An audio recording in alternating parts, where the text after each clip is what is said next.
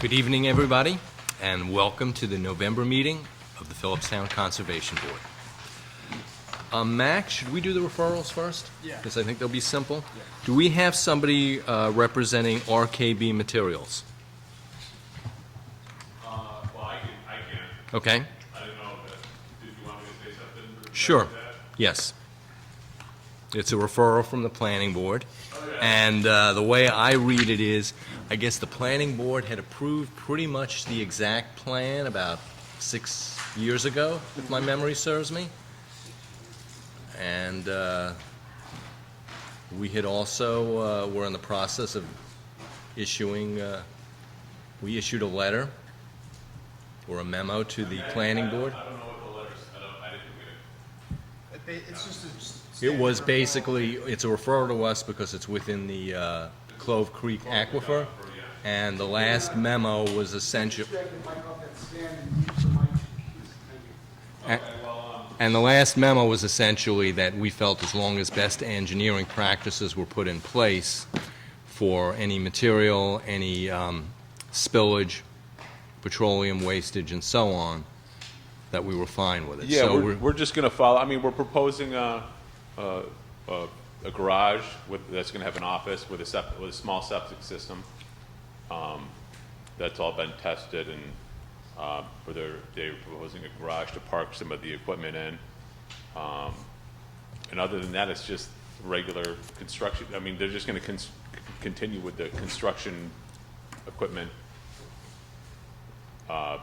It's basically going to continue as a contractor's yard with the addition of a small trucking fleet. So I think at the time it was just Lou, MJ, and myself, and Max that had When it was seen Paul the site. Hemus. Right, Oh. it was Paul Hemus, and I believe, right? So for the rest of the board, I think they might have some questions. No, I'm all good. You're good, okay. It's just 6 trucks. He has his operation down in Montrose, and he's just moving it from Montrose to Cold Spring. That's all that's really happening. The guy that had the problem before, they're doing pretty much the same thing, just Yeah. adding a building. Yeah. Yeah, just adding a building now. There'll be a few tank there too. Few of the trucks. Yeah, I mean, there's no I mean, they're not storing any, additional fuel or any petroleum, stuff like that. It's just, I mean, they're allowed to have 10 pieces of equipment on site now, 10 pieces of construction equipment, and they're not going to exceed that. So, other than that, it's just the soil processing. Andy, I think you and I discussed maybe setting a site visit up before we Yeah. write a memo to the planning board in regards to this referral. I don't know if that's still, the board would feel that's still appropriate or not, so maybe What's everybody's thought? technically we have until the 25th of this month to submit a letter to the planning board regarding any concerns pertaining to the referral. But I think we could, in our letter, if we do establish a date for a visit, we can just inform the planning board that we'd be doing that and then submitting comments after that. If that was, I'd be interested to know anybody who hasn't already, is not familiar with this, because this has crossed our desk Right, before. yep. You know, are you interested in seeing it? Who doesn't see it? Yes. All right. So then we will set up a site visit. And preemptively, we'll contact the planning board, which I don't know if they're having a meeting in December, but let them know that we're setting up a site visit. Okay. And that most likely, our thoughts will probably be similar to they were on the last time around. Okay. All right. Sounds good. Okay. And I think the last time around, they were also processing wood chips, which I don't think is in this, if my memory serves me. The current owner is not processing any wood material, but he also doesn't want to, it's still in the application because he doesn't want to lose that as part of the contractor's yard because it is a pre-existing non-conforming use. Right. So, I mean, he doesn't, so, I mean, we want to keep everything that they were allowed to do before, so he doesn't lose it in case, you know, and he wants to sell it and, you know, just for Okay. resale purposes.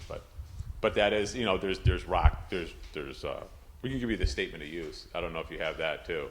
But there's, you know, there's rock chipping Right. or rock crushing, Soil screening. soil screening, and the heavy equipment storage, or the construction equipment storage, and the wood processing. And there's supposed to be an addition of a well and a bathroom in the proposal? There is an existing well on site that served the house that was there, and that currently goes to, there's a couple of hose bibs on site for dust control. So the well is still in use, and we're gonna use that for the new structure, and we are there's no existing, obviously there was some septic system associated with that old house that has since been demoed, but we don't know exactly where it is, and there's been a lot of grading since then, and so there was a septic system. There is no septic system now, and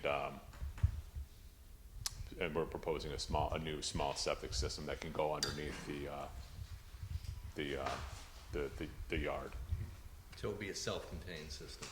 Yeah, just a you know, septic tank and tri-galleys, just for it's a small, you know, it's like 86, you know, it's for him and his 6 employees, so it's 7 gallons, it's 7 employees, 15 gallons per day per employee, plus a 20% reduction, it's like 86 gallons a day. Right. And what was that before the change? Is it a substantial change? I mean, I think. No, there was, yeah, I mean, before that, there was a maximum of, I believe, 3 employees on site at any one time, and that was just because of it was like a smaller sort of operation this is gonna have. He's got 6 truck drivers, and plus his administrative office, which is just him basically, so. There you go. Just speaking to Scott's point, I think that was we also try to quantify the impact to the withdrawal rates from the aquifer versus the recharge rates, but I don't think. Oh, yeah, I mean, it's like, again, the water usage is gonna be the same as the sewage flow, which is 86 gallons per day, basically. As opposed to, I mean, and there used to be a house, right? So that was, Right. you know, that would have been probably it was a pretty big house, probably a 4-bedroom house, so you're looking at what used to be an 800 gallon a day, Gotcha. you know, use from a house, at least 600 gallons a day for a 3-bedroom. But they will be using water for dust control and cleaning equipment and trucks. Yeah, I mean, yeah. Yeah, there will be some of that does, yeah, you're right. There will be Right. some of that that does not get into the sanitary waste. Right. So do you want to quantify that in the withdrawal calculation, or has that been quantified? I don't think it ever has, but we can, I mean, See, I'm sure we could do It it. would be nice to quantify that, but I think more importantly, since I'm sure dust control is a little less problematic, unless they're dealing with recycled materials, like recycled asphalt, but in terms of cleaning trucks, which I'm sure they will be doing, where's it going? It would sort of. I don't believe, I mean, I don't Is there a believe that, drain in I the don't Yeah. believe that there's, I I don't mean, I believe, think that's a question that, because in our memo, ultimately, that will be there. If they're gonna clean trucks, you know, how is it gonna be managed? And I don't think it's that difficult an engineering feat to have Yeah. a drain with a filter, okay. right? Yeah, I mean, if Makes that sense. is the case, then we can incorporate some type of a dry well with Right, with a exactly. filter on it, and Yep. oil separator, whatever. Yep. Yeah. And we'll quantify those flows as well. Any other questions? Okay, thank you. All right, Sorry to sounds put good. you on the spot. No, I wasn't expecting, I mean, sometimes you usually just talk amongst yourself with regard to the referral stuff, but that's fine. Thank you. The next referral we have, I hope I'm pronouncing it right, is Kaznicki Plaza.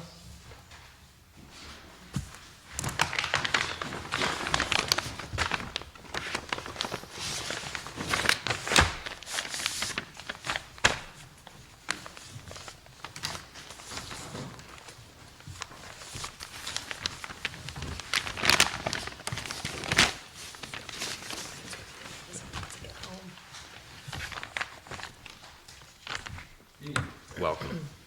Adam Fiber from Insight Engineering Surveying, Landscape Architecture PC, here representing Krasnicki Plaza LLC. I'm joined by Tim Krasnicki, the applicant.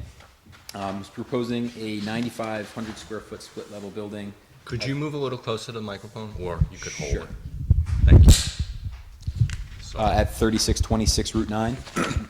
It's at the corner of East Mountain Road and Route 9.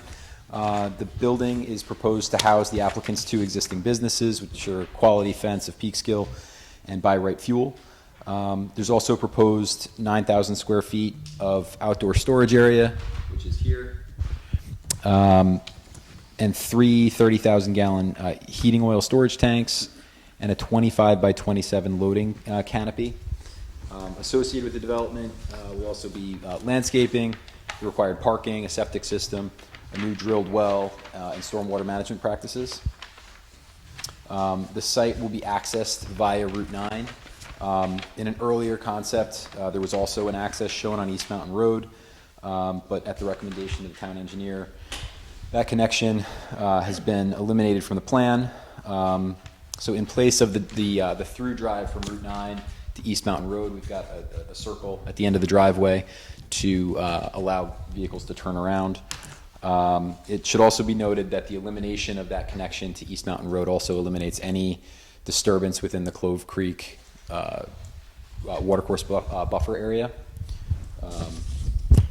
And at this point, we've had a preliminary presentation with the planning board. We've had, who obviously referred us here, and we've had a site walk with the planning board and some members of the public. And so obviously happy to respond to any questions that you all might have. This is well worth a site visit. Absolutely. Particularly because I had gone there myself. Right now, it's mix of forest and scrub, and most of the lot is going to be cleared if I'm... A good portion of it, but again, the buffer area, which makes up between 20 and 60 or so feet of the northern part, the frontage along East Mountain Road, will remain undisturbed. Right. But to the south of that, generally, that will mostly be cleared. Right, Yes. but we're still talking about 70% or greater clearing of the parcel. Yes. Yeah. So, Max and I had briefly discussed this. He would like to look to see if there's any wetlands or tributaries into Clove Creek within the parcel itself. What concerned me is while it is out of the watercourse buffer where you want to place the oil tanks, there is a significant tributary just on the other side of East Mountain Road North. And what I don't see on the plans is any form of containment, et cetera. I assume you're using double wall tanks. Correct. But since we are in an aquifer area, as well as the possibility of having runoff within a tributary, I think that one of the things that we're going to ask for, and direct the planning board towards is if this is going to be permitted, what type of containment structures go far beyond, because double wall tanks are far better than single, but there are problems with them at times as well. As well as because we're in a sensitive area, I'd like to think your employees do due diligence.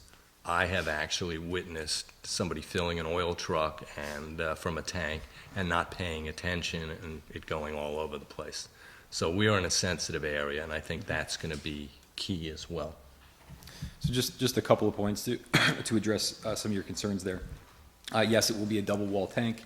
The applicant could give you more detail on that, but to give you the short answer on that, yes, there'll be double wall tanks. They'll also be using a smart pump system where, the hose to the truck will not just openly connect to the port on the tank. There'll be a box system with a sump. So we've all been to the gas station. You finish pumping your gas, and you get just that little bit of drip at the end occasionally. That would all happen within a contained, essentially a box with a sump that would contain anything. that may leak. The site will also be designed so that any stormwater on the site is going to be picked up as just part of our stormwater design. And so we should not see direct runoff, running directly toward the stream. Excuse my voice. Do you guys have specs on how the tanks are gonna go in and any diking and stuff like that? Because aren't they, they're 30,000 gallons apiece and there's 3 of them, Right, and they're like 35 foot tall, correct. and they're just gonna be set on concrete, so if one of, but I'd like to see like a DEC approved or EPA approved, plans for that. Sure.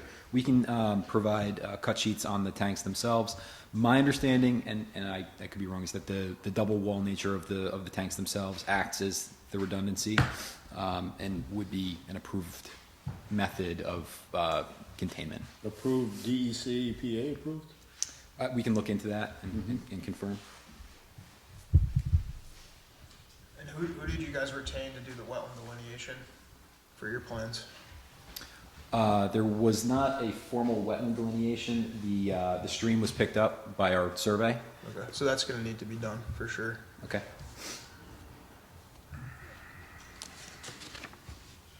And it needs to be seasonally timed, so it's like an appropriate, you'll get an appropriate, estimation of the actual, bed and banks of the stream. We'll contact the consultant and have them out. Also under the area where the trucks are getting filled up, there has to be some kind of containment there for whatever gets spilt on the ground. And I'm not sure the specs of that. Yeah, we can get you more detail on that. Yeah, I'd like to see, a DEC approvals.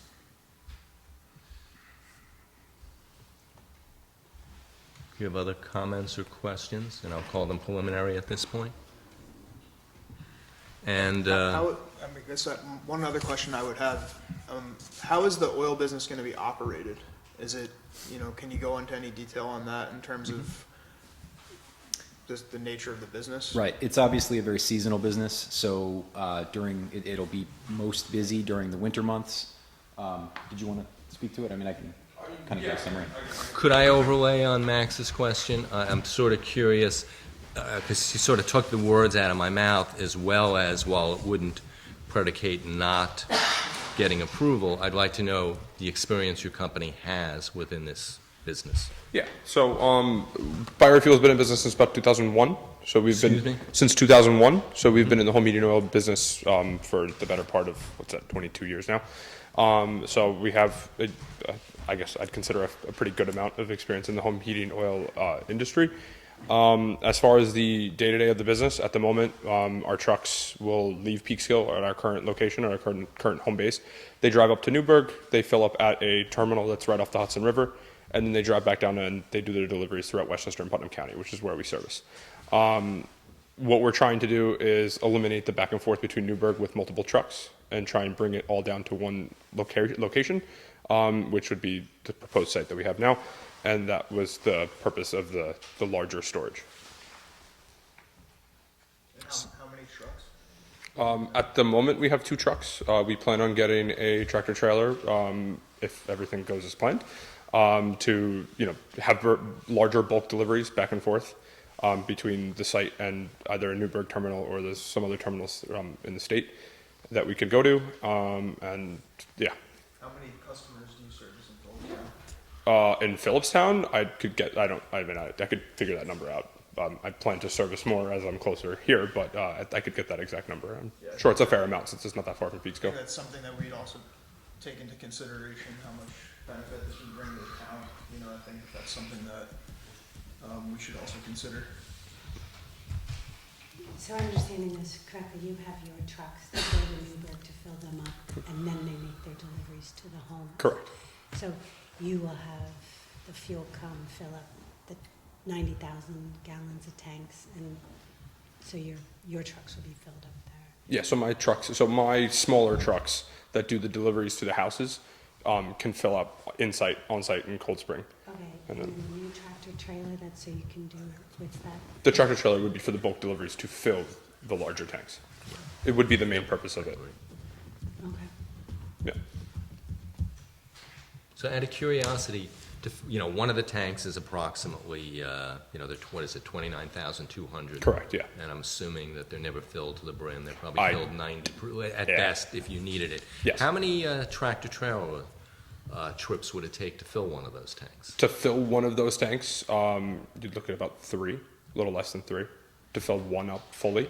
Again, I don't plan, like you mentioned, I don't plan on keeping these at 90,000 gallons at their full capacity, or whatever, a little bit less, 89,000 and change.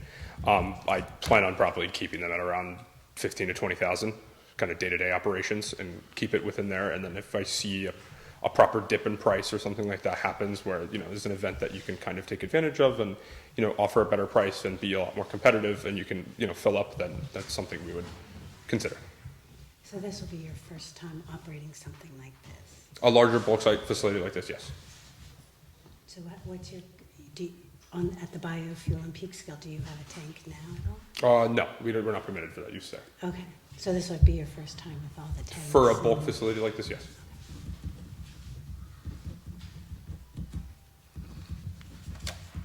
I'm looking at the plan and I'm just looking at the proposed loading spaces. And it says 4 total, but it looks like there are 2, unless I'm not quite, what does that mean?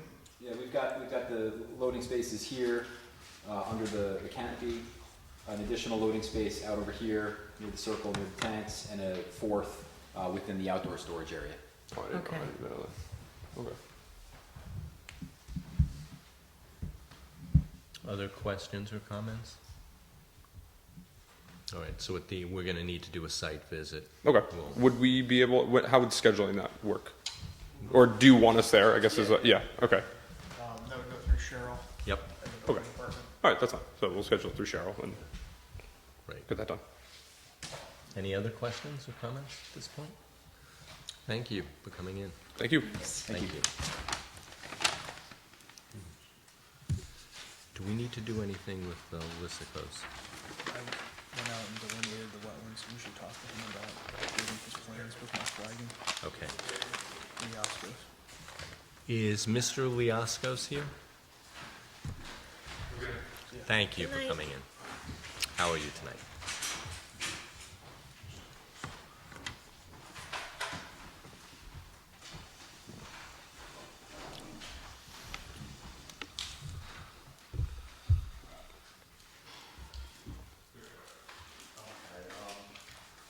Does anyone have any questions for me? I know we had the site visit, Max came in, delineated the wetlands. Our engineer my engineer is in the process of getting that all onto the plans.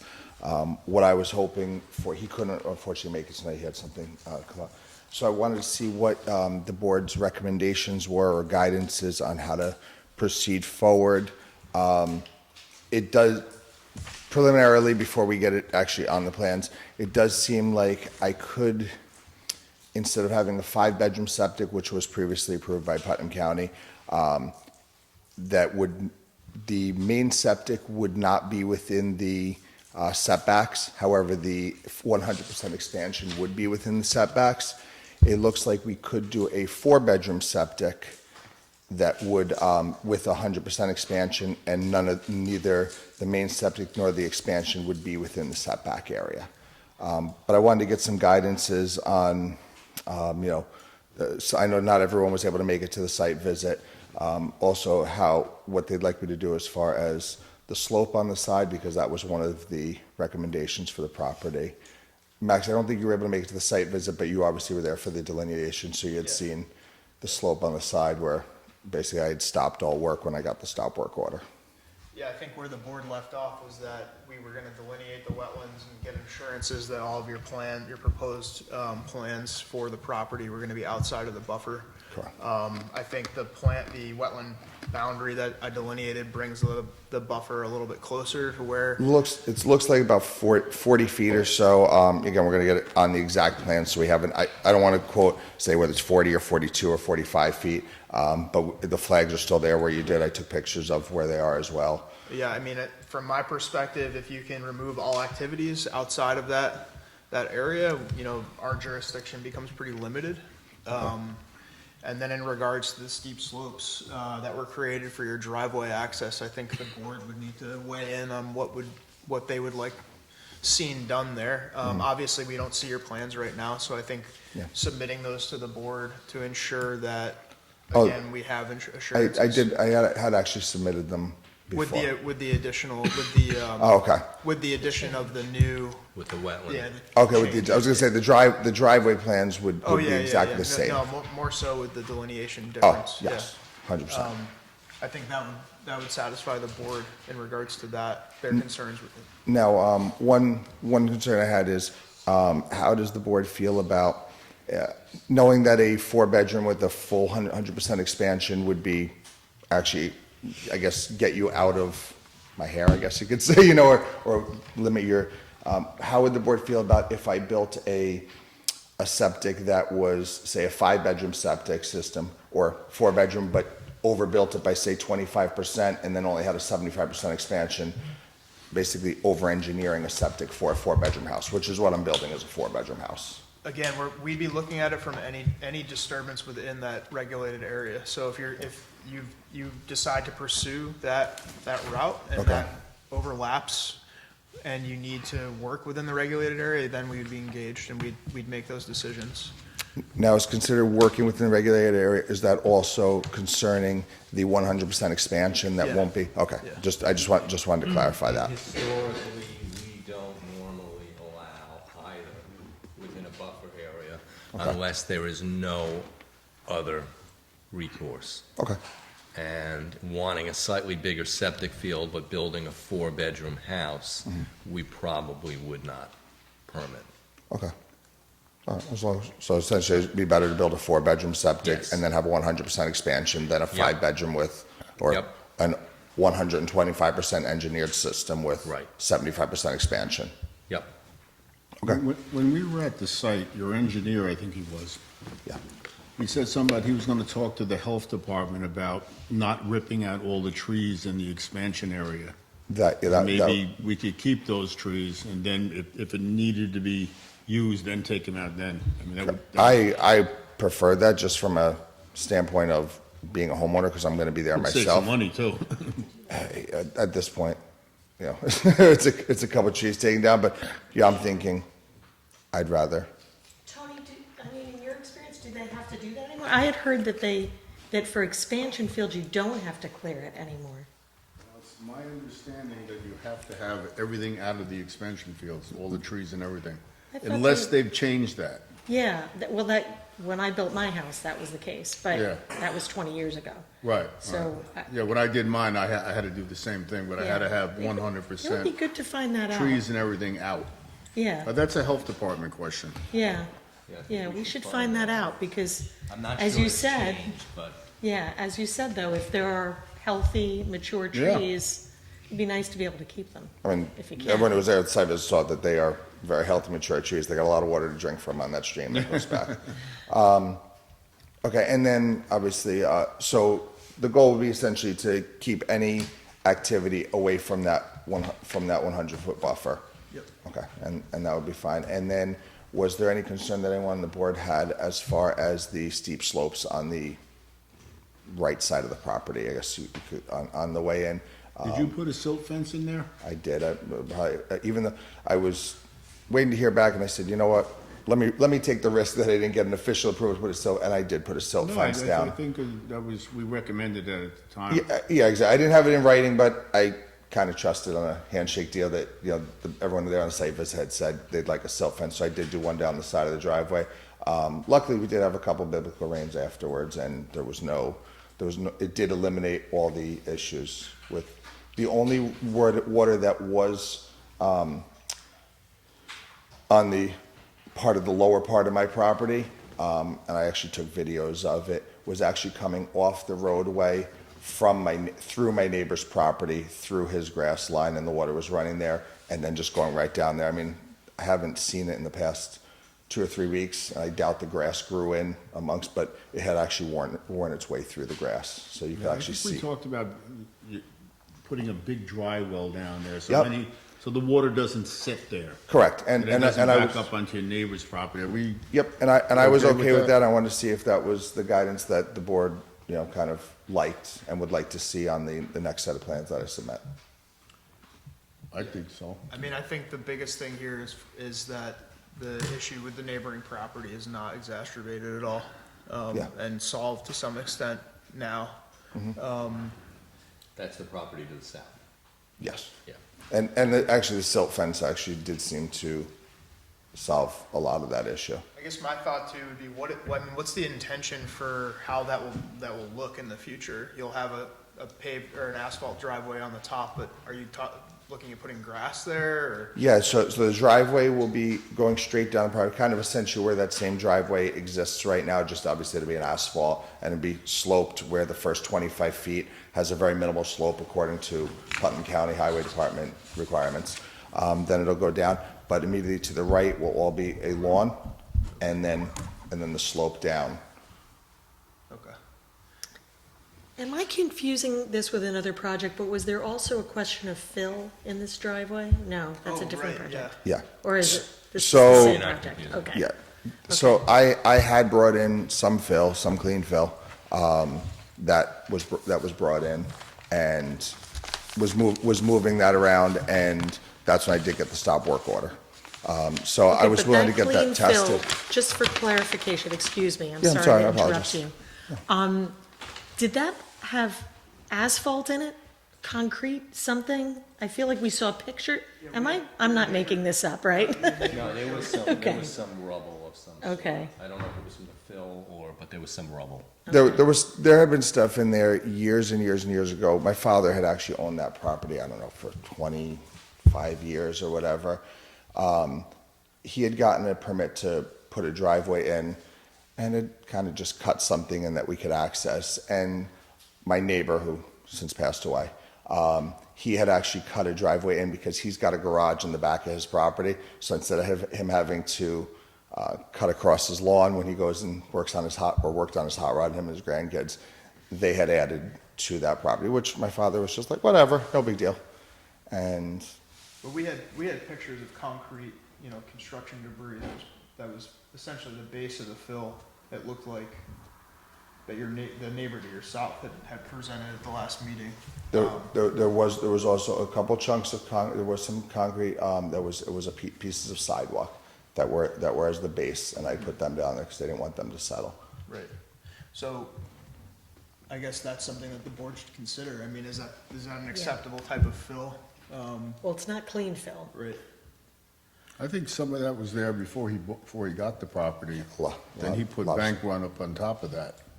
Yeah, the dirt, it was dirt, what I put on top was dirt. Like I said, there was pieces of sidewalk that went on the bottom. And so and your engineer, I think, spoke last time of assurances that it was clean from a testing perspective? And I'd be happy to pick up the cost of testing.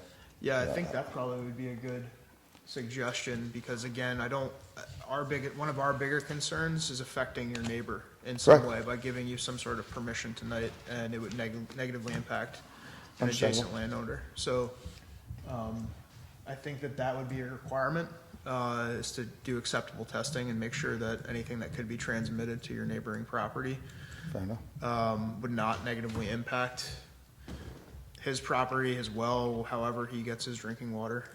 And like, full clarification, if like his concern, anywhere that I put any fill, that's literally in the middle of where my own well is going, so. Okay.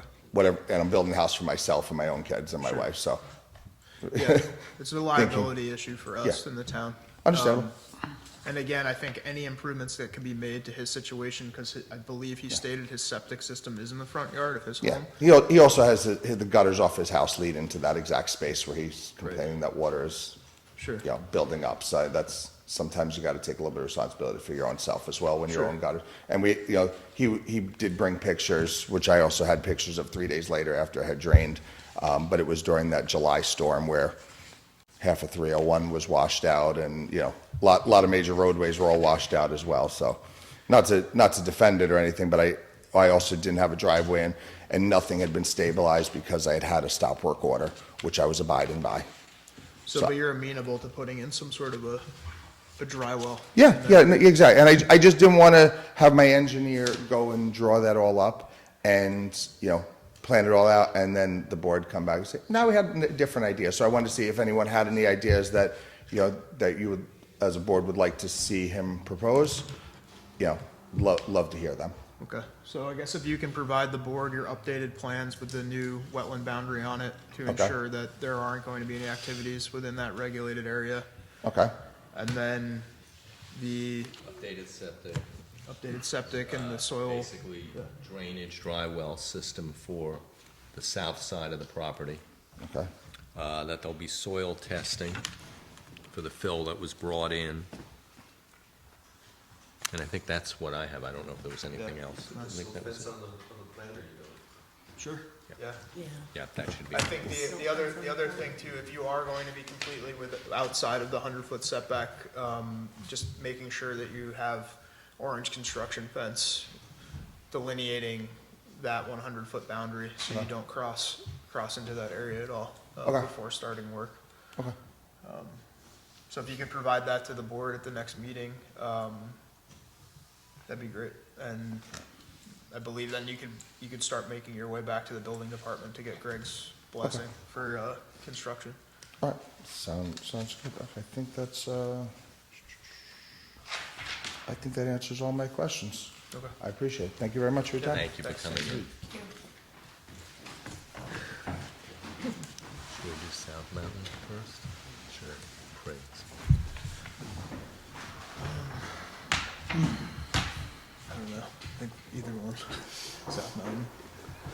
Okay, let's do South Mountain Pass, 20 South Mountain Pass spur, please.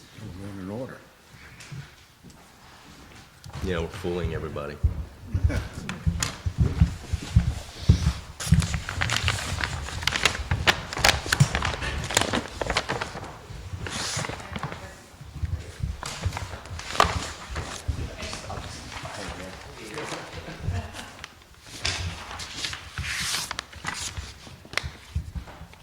Max, would you like to start off with your findings? I mean, did you see all the flags? You went out there? Yeah, no, I think the wetland delineation was good. I went kind of looked at this a little bit, but other than that, I think Andy and I discussed kind of our preliminary thoughts today about everything, and I know that some of the board members were able to go to the site visit over the past weekend. Yeah, we met last Saturday. Yeah. And walked around the building site. Yeah. And just discussed a little bit about the construction and where the limits of the foundations and limits of disturbance would be. And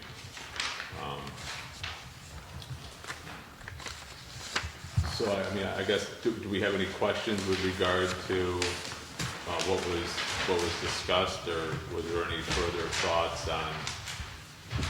I wasn't at the site visit, but I looked at the property Friday, early afternoon. And like a lot of Frank Dushin's homes were built where today we wouldn't be able to build them. So, what I sort of question from a construction standpoint is, why not try to use more of the existing footprint rather than encroach further?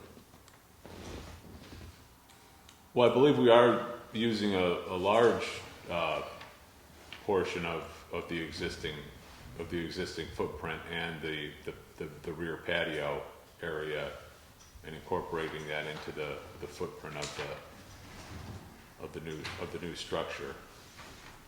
That with the demoed area and the existing house and as well as the rear patio. Do you have the exact numbers of the new of new footprint over that? Like the square footage outside of the Yeah. existing footprint, I don't have. 870 or something like that. Yeah, because, I mean, we had this, Right. we had this, So this rear stone patio, and that's being incorporated into the, clearly how it overlaps, how the footprint overlaps, but we don't have numbers for the. I have two of them if you'd like to. So, yeah, we, So you guys are pretty much staying within the existing footprint and just adding on that little extra area? yeah, approximately, like the substantial portion of it is within the existing footprint, but, you know, to be able to meet their needs, then some of it overhangs beyond the existing boundary. And you showing you're gonna put in coral logs and stuff all around there to stop anything from draining down in there? Yeah, That was on the plan, right? yeah, yeah, it was. Andy, do you have specific areas that? It's, if I'm looking, I'm just trying to give myself bearings of what's north, south, okay, so we're north. would it be helpful So for you basically, to have another the copy su- of this? Yeah. Maybe him. Yeah. Yeah, I mean, the southern end where you're doing some demolition and then rebuilding and using some of the patio space.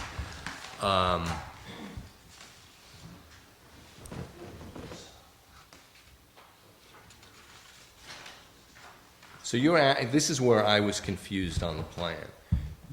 You're actually pushing slightly away from the buffer, the watercourse buffer, because I'm seeing existing footprint. So in other words, It is, what is that, about 4 feet or so. 4 feet? Can you pick up the microphone, Jason? so essentially, we're actually pushing back, because it was hard to see. Yes, on that's the correct. plan. Yeah, so right now, this is the new structure, and it's like in plane with, this is a porch, like Yeah. a one-story porch, so it is now in plane with the rear. So yeah, we do push back from that, in that dimension.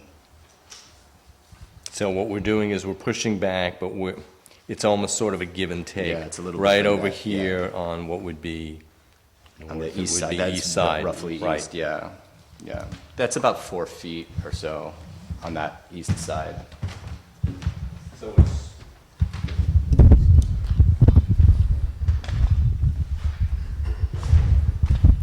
So I had misinterpreted the plan somewhat from the bigger sheet. So essentially, you're moving away from the existing footprint on what would be the south side.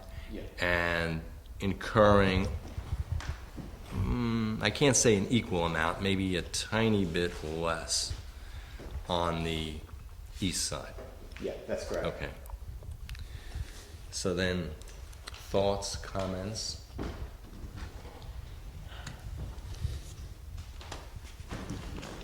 I mean, our initial comments were, yes, it is somewhat in the similar footprint, but I think we could still look for some sort of a mitigation plan to be established, to permit the work for moving forward. I think that was my big takeaway. I mean, that's the one thing that isn't included in the plan set right now. And it's something that Andy and I discussed Right, today. I mean, we often, when there is an incursion in a buffer, we're looking for some mitigation, some give back. You're talking about mitigation in terms of, I mean, I guess I should know this, but in terms of stormwater specifically, or plantings, or? Yeah, what some- improvements could be done? Okay. What So a improvements? combination of. Yeah, I mean, it's hard for me when I looked at the property and I walked around back. You know, my feeling is the whole site, when it was built, I'm assuming it was originally built sometime in the 70s. 84 was the original date of development. There were three buildings. Right. To start with, and then subsequently added to. Yeah, that's a bit late for a Dushan property. I think something was started before that, but it looks like everything was, there was, you know, particularly on that side, it looks like it had been raised. Right, the site. Yeah. And I mean, yeah, I mean, anything that we do as far as mitigation wise is gonna be in the buffer too. So, Absolutely. you know, I guess we would have to focus on, I know I would like to see containment of what a rainwater is existing on the property and on new structures that might end up in the watercourse buffer. Because I'm pretty sure, you know, the way the property was built, they were filling in some of, I don't know if I want to call it a wetland, it might have been, or it was swampy ground when it was built. What types of containment you think would be most appropriate for the site? Max would be better with that in terms For of, stormwater. yeah, for stormwater. I mean, you know, there are, you know, rain garden designs and things like that that will allow for infiltration that can be calculated to fit the amount of impervious surface that's on the parcel now and what would be added. yeah, I mean, we could do something in the courtyard. Yeah. You were looking to preserve that as much as possible, though. We would like to preserve the courtyard. It's a really special part of the property. Right. There will need to be some kind of modification to I think, After construction. outline of the courtyard, probably like step terracing or stepping up a little bit from the house.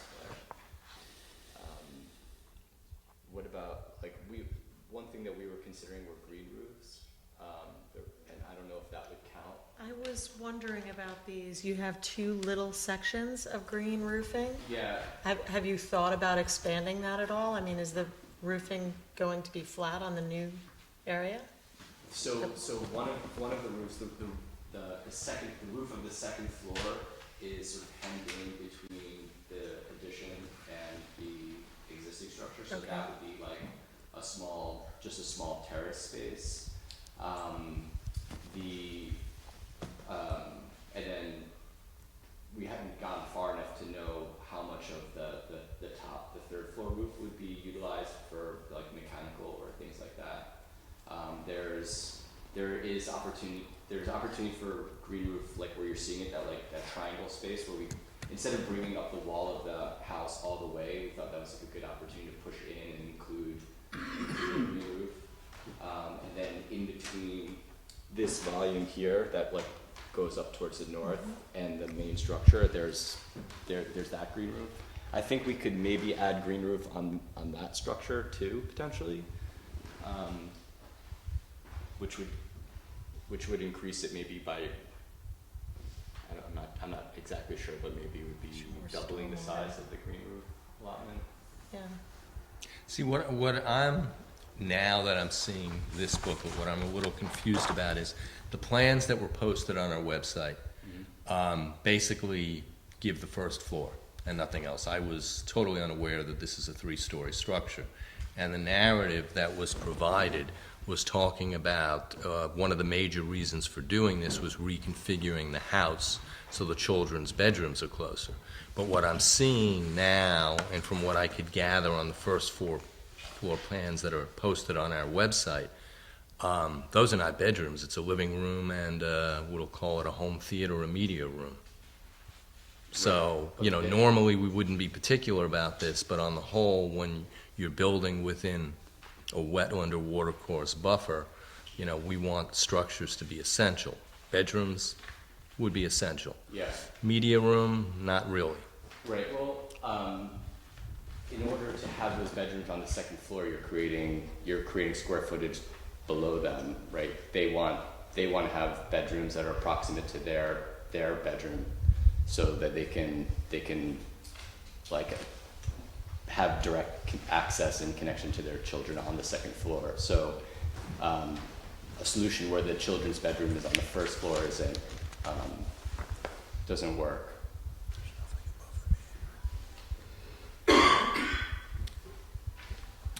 Other comments, questions? As far as remediation, what about containment of the driveway runoff? Yeah, I mean, any improvements that you could, you know, put together in a plan that would essentially, you know, ultimately benefit the site, benefit the regulated resource would be, you know, you know, positive towards, you know, issuing a permit, so. There's some close proximity there to the wetland too. Yeah.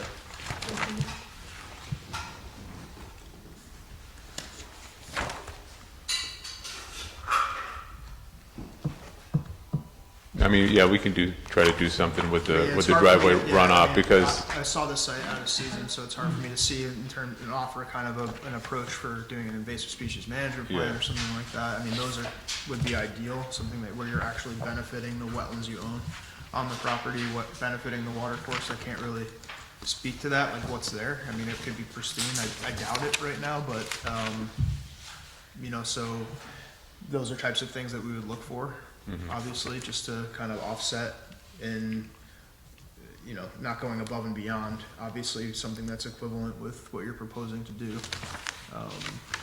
And using just whatever the guidelines are in the chapter 93 code, to present us with something would be good. And then obviously, anything the board suggests, I think that could potentially, like the, you know, controlling runoff, controlling stormwater, runoff from the driveway, focusing on that would be ideal. It's like a rain garden, you're saying? Yeah, I mean, that would be the lowest, probably the lowest bar. So where the gutters and driveway would all flow into a rain garden. yeah, I mean, it's gonna be tough for like things like infiltration and things like that, just because of the proximity to the well. So we'd have to, you know, look at, you know, doing something with you know, filtering and rain gardens and things like that. Yeah, and I think from a rationale perspective too, just getting a comparison of what you're demolishing versus what you're proposing to add would help your case too in regards to the media room and that addition there, because there's nothing above it. It stands alone, and if it's a comparable amount of square footage to what was there, I think that makes your case a little stronger, for including that. It's in the notes of, so here we're demolishing 827 square feet of footprint, and then we're adding, let's see, 827 square foot footprint, one-story residential structure, the demolition of a 628 square foot bluestone terrace, and the addition of 1,820 square foot footprint. So when you compare the footprint, it's 827 plus 628, so about 1450, and then adding, so that's being demolished, and then 1820 is being put in. So the net is about 400 and change. A significant amount of that is within a buffer. Sure, yeah, I mean, all of it, right? Yeah. It's all in the buffer. Yeah, so that's our concern. So yeah, I think in terms of if the plans are gonna be proposed, and the plans that you have proposed to the board now are gonna stand as is, I think looking at a mitigation plan that, you know, will address the changes in a, you know, an appropriate manner. Again, I think that's important, you know, to include at this stage for sure. I think we're looking for a net positive. Right. So, Yeah, absolutely.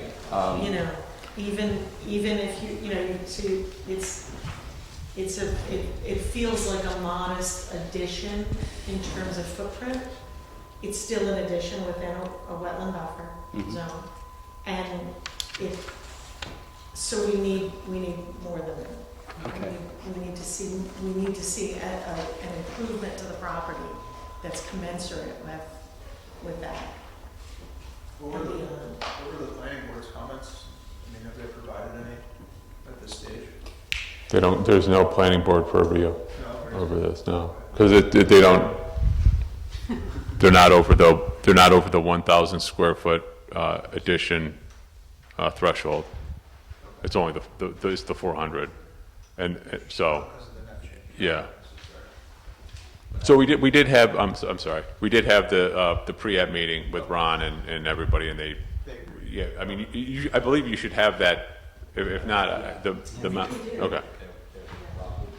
Okay. I do think, though, as I said before, because the whole site was raised when it was built, I do think that one of the givebacks is to have proper drainage that takes it away from the water course.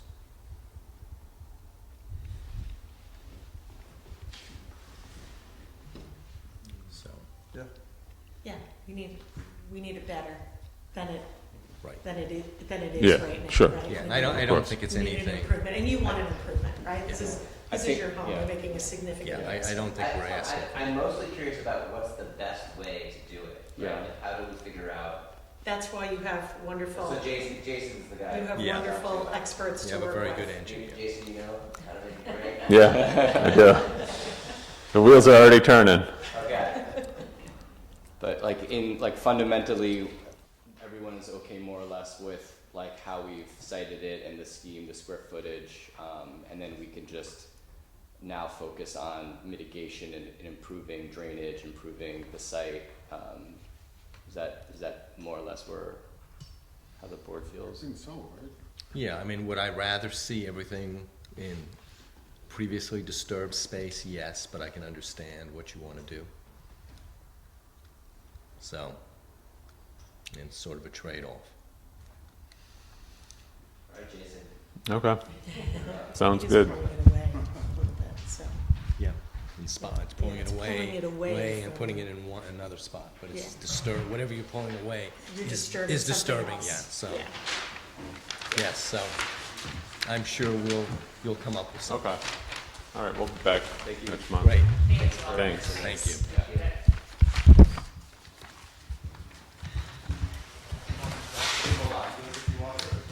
If you could give them to Cheryl, you should put them in your phone. Yeah, this would be great if you could give us a electronic submission of this. That would have been a big help to me. Yeah, if you can give those hard copies to her, she can put them in the file.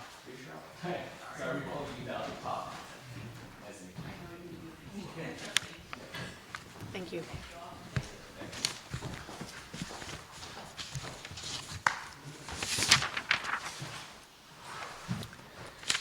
Okay. King Dock Road, please.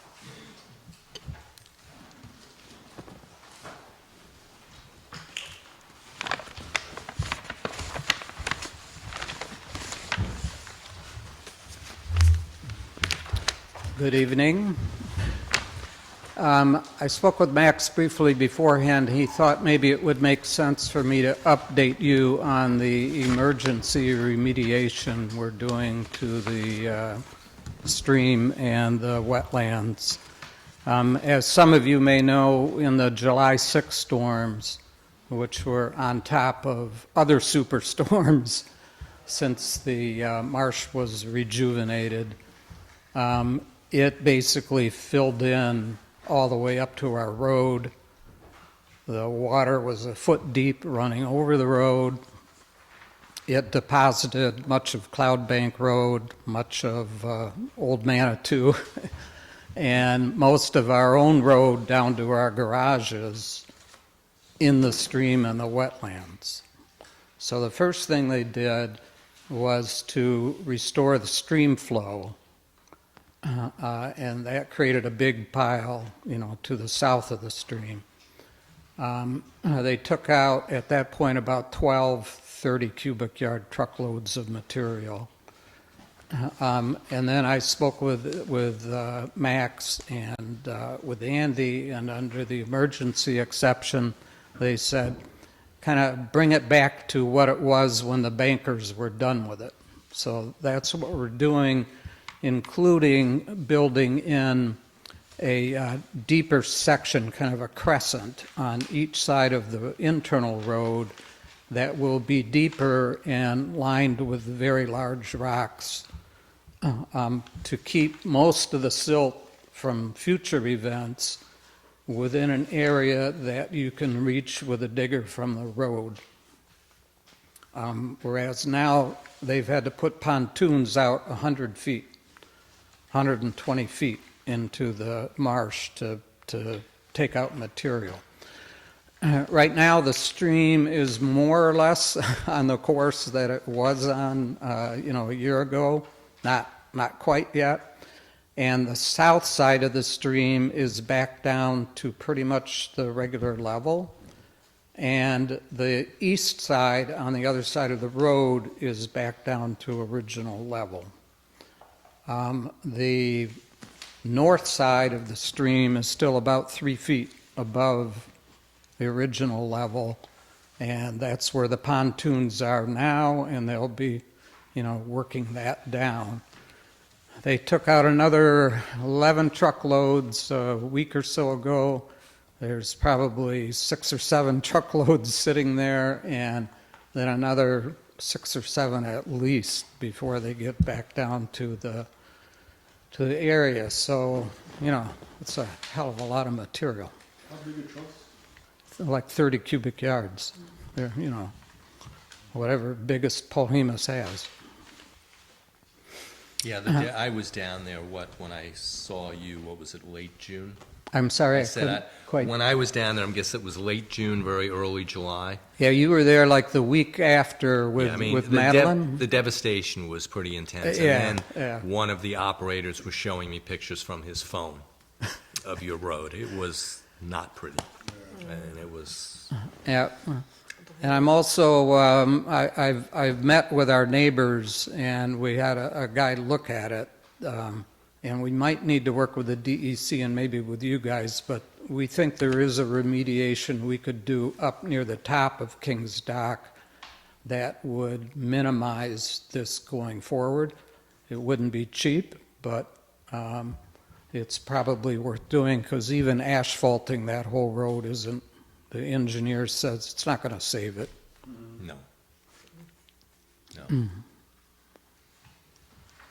Okay. All right, any questions on that? Okay, we'll just keep at it. Yeah, I might And stop then down we'll, there. we'll put in plugs and seed and other stuff, so in 2 years, hopefully it'll look good again. Right? What? You're working with Steve Marino now, right? to Yes, guide yep. And the last sheet in this plan, in fact, the 2 yellow semicircles are what we're working on right now.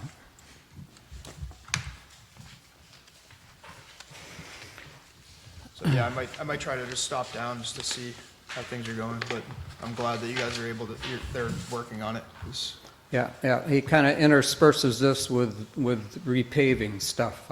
Nice days he repaves, on not so nice days he's over by us. Okay, and then the main event, we had discussions way back in February now about, Andy basically said if you submit, and we agreed on the series of items with the architect and the engineer stamps and all of that, then we'll work with you to reach a decision. So that's what you have in front of you. There is a cover note. We made some further reductions in scope, and I think rather than going through some 10-minute presentation, I'd rather prefer that our engineer, Andy Chung, is here, and our architect, Zach Lewis, is here, and we'd like to answer your questions and get you comfortable.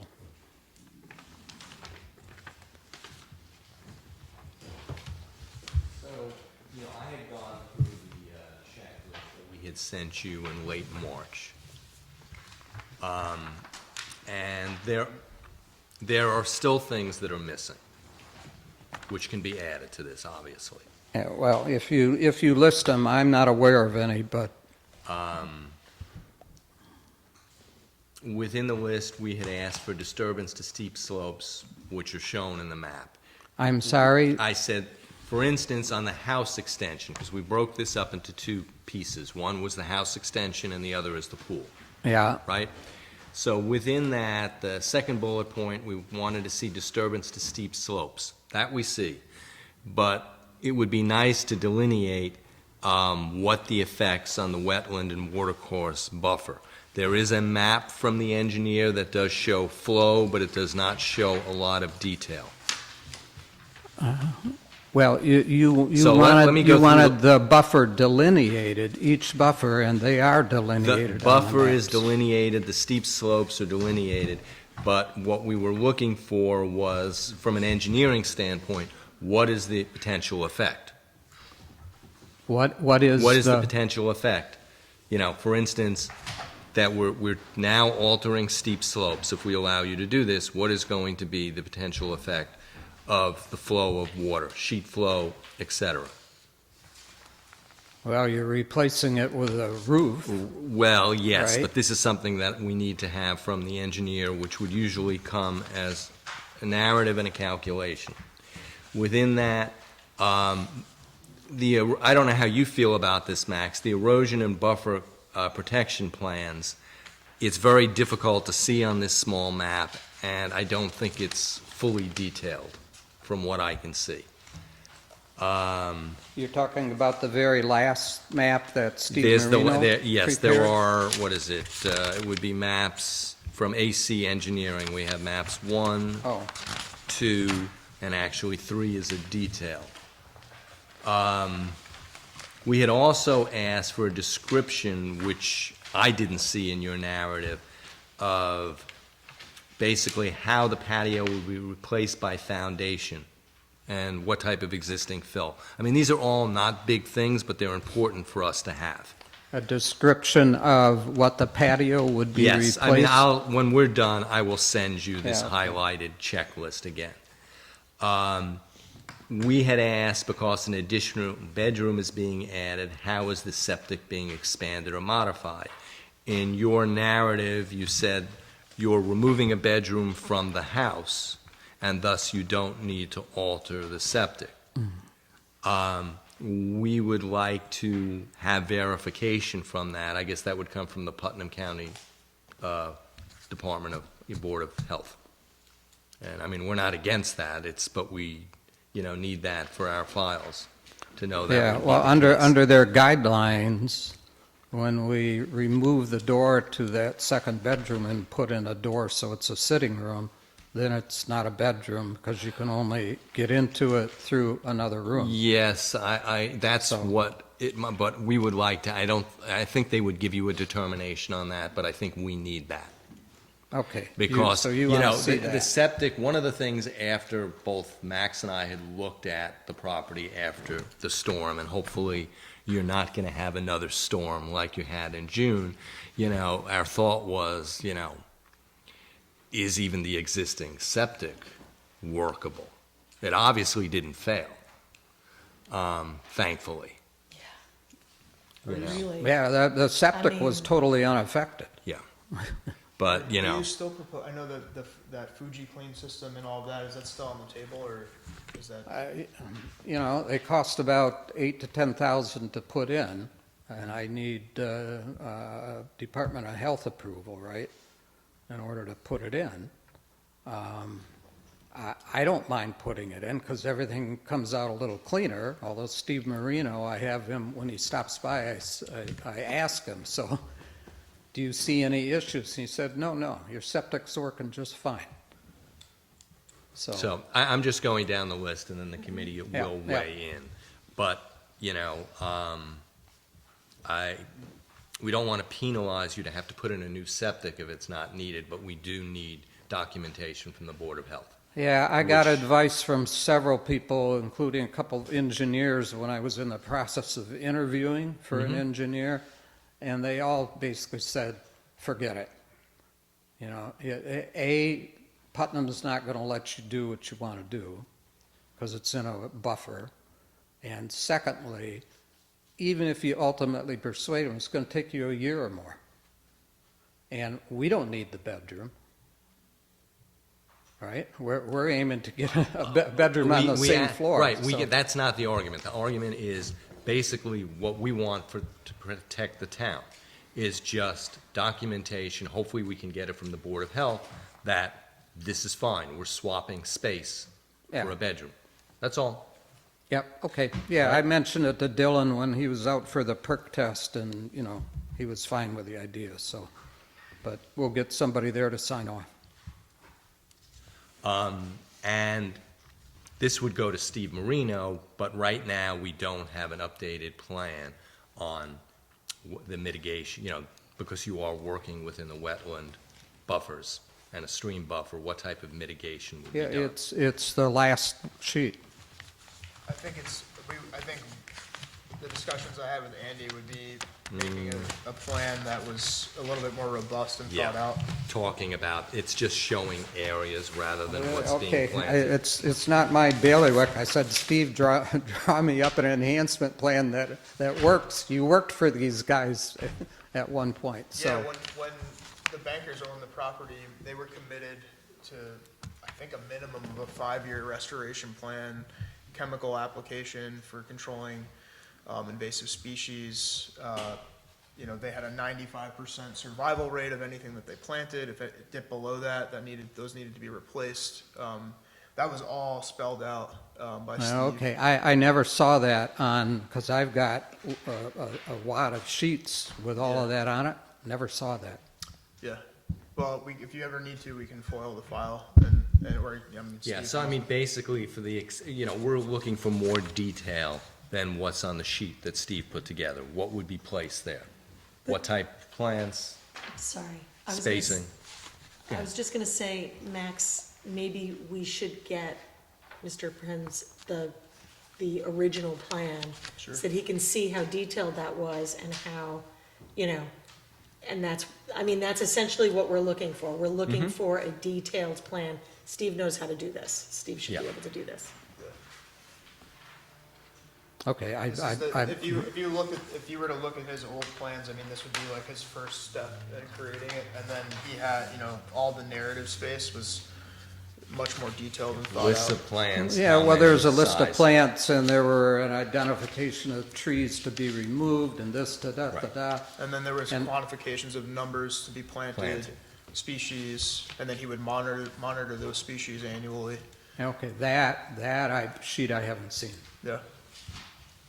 So I can, if you, I can look through the file, we can get you copies, or, well, I can set the file aside.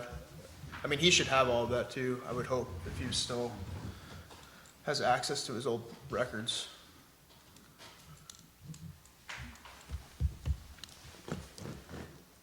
So continuing on, let's jump to the pool. As I said, I'm just reading the laundry list where I saw there's more information could be provided for the pool. Basically, again, we're asking, we don't really have much in terms of how the drainage is going to change once the pool is built. The erosion buffer plans could use more detail. And originally, and we'll discuss this in a moment, we had discussed, and this was in the checklist, since the pool is not an essential structure, we had asked for an alternative location. So before delving into that, I think the bigger issues are, Mr. Prinz would like to build an addition to his house as well as a pool that is within the wetland buffer in spots or a watercourse buffer. And we are also going into steep slopes. It's not tremendous, but it is happening. So the question becomes, are we comfortable working with him on a plan to do this in return for assurances and a mitigation plan that would equal it out? It's not an ideal situation. I understand both sides. I understand what you want to do. I understand what, our purview is for the town and to protect the environment. It is a very difficult site. So I'd like to have some thoughts on that because Mr. Prinz and his wife have been before us for a long time, and I think I like to get us to a point at least that if we feel he's a good way in doing what we want, let's have him figure out what else, as I went through the laundry list, that needs to be done. Or are we just completely uncomfortable with this?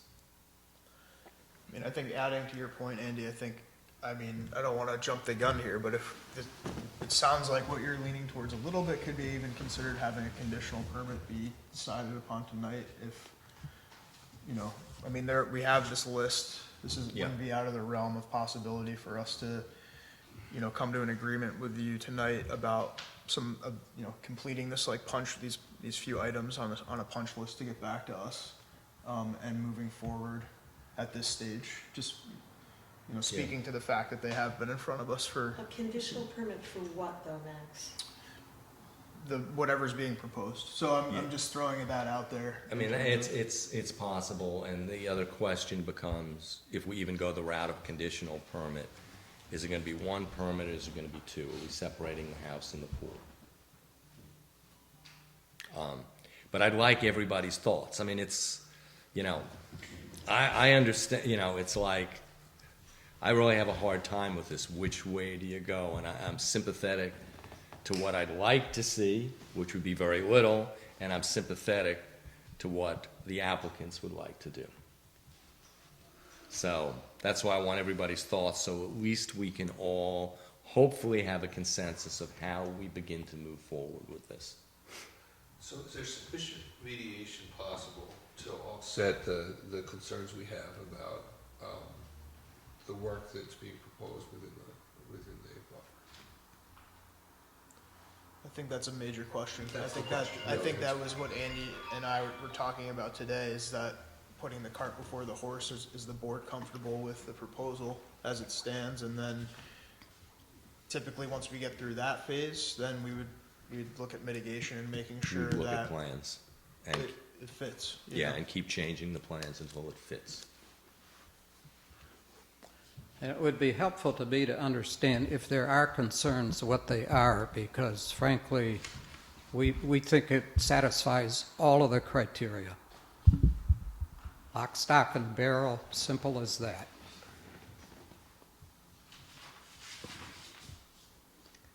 And if there's somebody thinks it doesn't comply with something, I'd like to know, so I can either respond or we can figure something out. Well, I mean, for instance, the pool doesn't really comply to fully to the code, because you are building a non-essential structure within steep slopes. It doesn't mean it can't be done. I don't understand that, Andy. Where in the code does it say that there's any difference between a non-essential and an essential structure? The broad part is in, I believe, Chapter 175, which we satisfy all zoning requirements. Within, I don't want to get into an argument with you on this. I don't either, but I'd rather get to the point. I'm asking that's the why board. we went to the town attorney. He decided this, okay? We're beyond that. Could you, for our edification, share what you mean when you say he decided this? He provided advice to the town as to what invasion of steep slope would result in jurisdiction by the Conservation Board. And we're way under. Personally, I feel that if we do something to steep slope that alters and harms the wetland, then we've got to figure out what to do about it. But my engineer is telling me we're not doing anything that harms the wetland. And we can't do anything that harms the watercourse because it's basically up above us.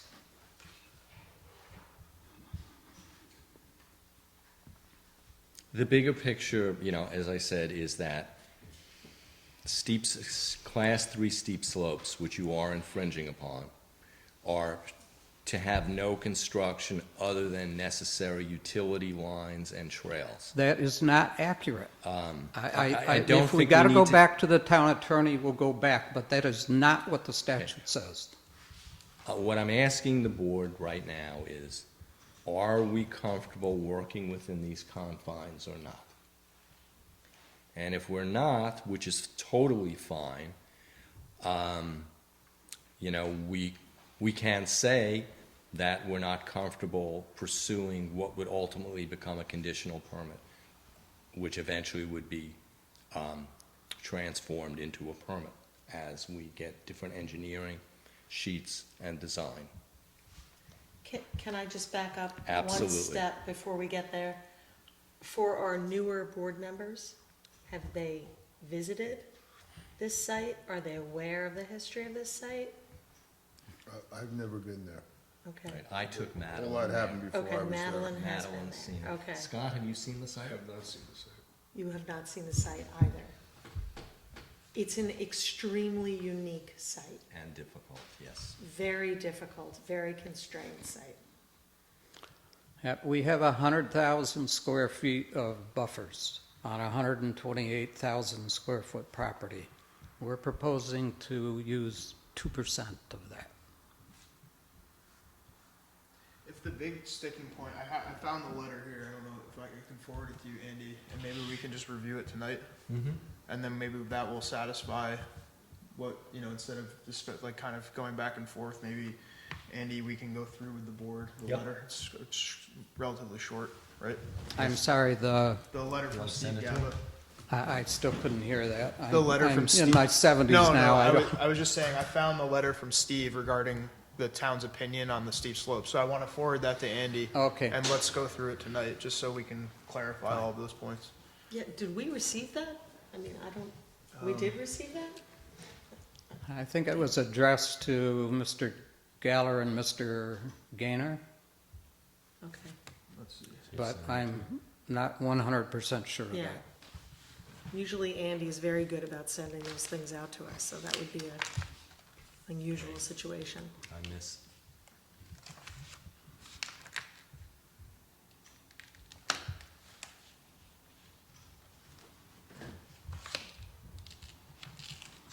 In either case, unless somebody decides, you know, we decide, no, we don't want to go further with this, I do think there should be a site visit for those that have not been there. I think it's really important because it's essentially half the board now. That's new. Yeah. Have you sent it? Newish. And I'd like to sit with this letter so that I can understand and sit with the code so that I can review the code again to make sure that I have a full understanding of what you're suggesting and what apparently the Yeah. decision that Well, I Steve think Gaba came to. that would be good, because, you know, I've read the code a lot of times. I was a lawyer at a very fine firm for 45 years. I think I actually understand these things.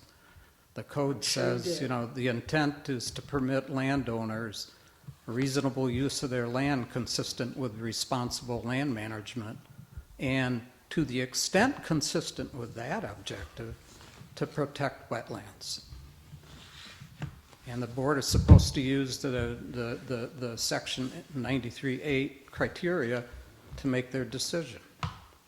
I have never, in any meeting I've been at in front of you, heard anybody say a reason why we don't satisfy them. Let me read the letter. I think I can do this pretty quickly. This is from Steve Gaba, who's our town attorney. I have received an email from both the Conservation Board and Mr. Prinz requesting an opinion letter on Town Code 93 as applies to the above referenced wetlands permit application. I am sending you this letter in response. Recap of relevant facts. Mr. Prinz and his wife own 28 acres of land of 115 Kings Dock Road in the town of Philipstown. The lot is zoned residential, rural residential, and is located within the Scenic Protection Overlay District. There are multiple watercourses throughout the property, which constitutes local wetlands. The property also has areas which qualify as regulated steep slopes under the town code. The property is currently developed as a 2,910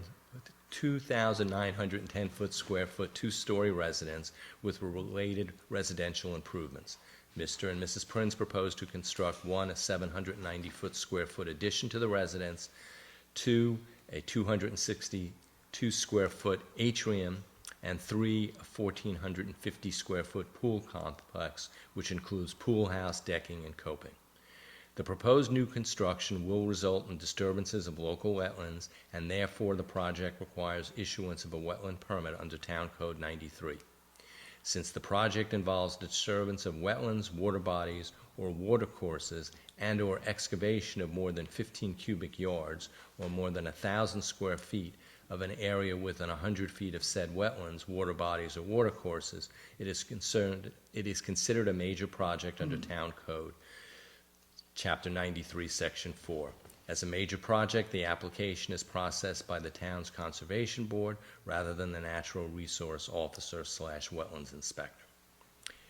A pre-application conference was held on the project on June 22nd. Thereafter, an application was submitted to the Conservation Board for a wetlands permit. In the course of reviewing the application, the following issues arisen. 1. Whether the project is subject to steep slope development regulations of Town Code, Chapter 176, Section 36. Whether the property is subject to the SPO regulations set forth in Town Code 175-15. And 3, whether the pool improvement exceeds the Town Code side limitations on accessory structures. Steep slope disturbance issues. Town Code 175-36, subsections B1 states, slope restrictions, except as provided in subsection B7 below, on slopes of 20% or greater, land disturbance shall be restricted to only those areas clearly needed for the following. In parentheses, the code provision then goes on to list certain limited usage which do not include residential development. Town Code 175, Section 36B7 provides that notwithstanding the provisions of Town Code 175-36B1, the Planning Board may grant a special permit allowing the disturbance of steep slopes 20% or greater for the purposes other those than listed in Section B1 if certain criteria listed is met. Thus, whether the project involves land disturbance or slopes of 20% or greater, it is necessary to obtain a special permit use from the Planning Board. The definition of this section of Zoning Code 174, Section 74, contains the following definition for land disturbance. Excavation, grading, filling, clear-cutting, construction of roads or buildings, or any other alteration of natural land contours and vegetation on no more than 2,000 square foot of undeveloped land, excluding agricultural activities, landscaping activities, and selective cutting of vegetation for certain creation of trails for non-motorized recreation. Land disturbance includes site preparation consisting of removal of vegetation and/or excavation, fill, grading, removal of earth, soil, or rock, or retaining structures, whether by labor, machine, or explosives. Land disturbance is deemed to continue until the area of disturbance is returned to its original state or the state complying with the permit for such disturbance granted in accordance to the Town Code of Philipstown or complying with the standards for completion of a land disturbance in accordance with such code. Read together, Town Code 175-36B and the definition of land disturbance in Code 175-4 state that only development work in excess of 2,000 square feet on steep slopes requires a special use permit from the Planning Board, which means that development work on steep slopes less than 2,000 square feet does not come under the Town Code 175. So that basically covers the area in terms of whether this is a Planning Board issue or not. And I'm going to say that it's not a Planning Board issue. We had already, I thought we had already ascertained that, right? Right. Yeah, and another code section applies the same definition to Conservation Board jurisdiction. He doesn't cite that in his letter because that wasn't the issue. Then we go on further. Consideration of the issue of whether a special use permit is required for the disturbance of steep slopes for the Prince Development Project also brings up the question of the Conservation Board's authority to raise the issue of steep slopes in the course of reviewing an application for a wetland permit. In regard, Town Code 9312 provides Conservation Board authority. The board shall have the authority to grant and deny approval of plans for major project wetland permits as provided in 93.9 of this chapter, and such other authority as may be provided in the Town Code. Impacts on steep slopes as such is not listed as a criteria for approval of a wetland permit. While other provisions of Town Code confer additional responsibilities on the Conservation Board, these sections do not extend to approval of development on steep slopes. However, Town Code 93.9, subsection F reads, public hearing for major projects, a joint public hearing shall be held by the Conservation Board or any other local board agency with permit or approval jurisdiction over the same project.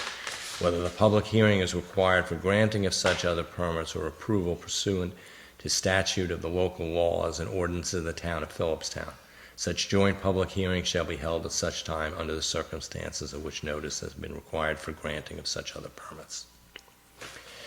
So the attorney's feeling is, as noted above, Prin's application for wetland permit is a major project under Town Code 93, Section 4.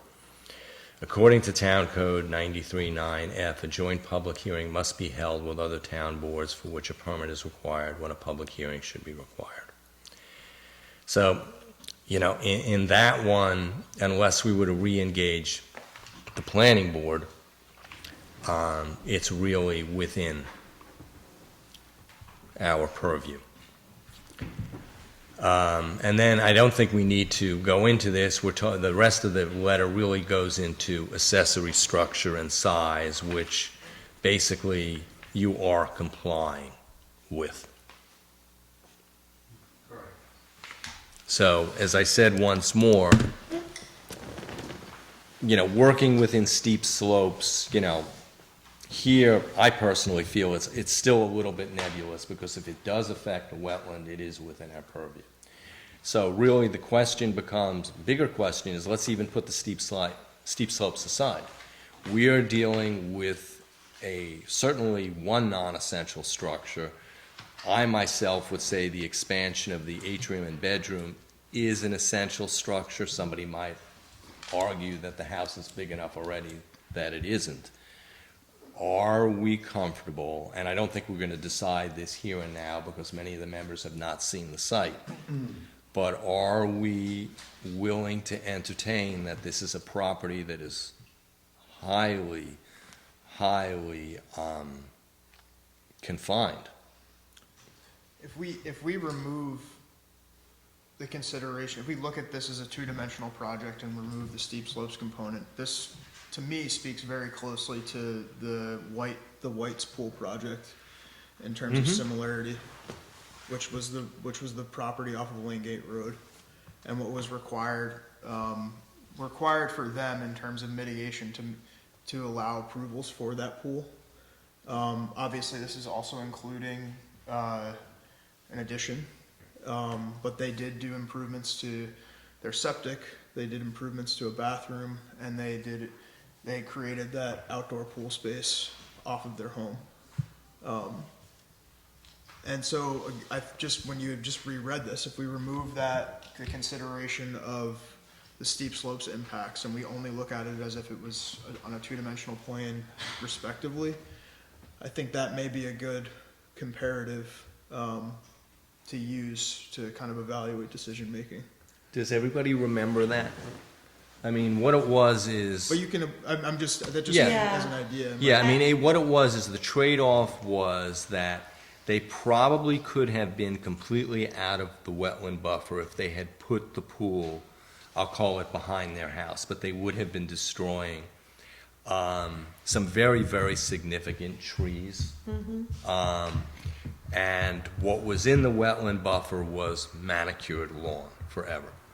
And we felt that the trade-off might be better, and they were willing to do very, very significant mitigation to a small wetland nearby that was filled with invasives.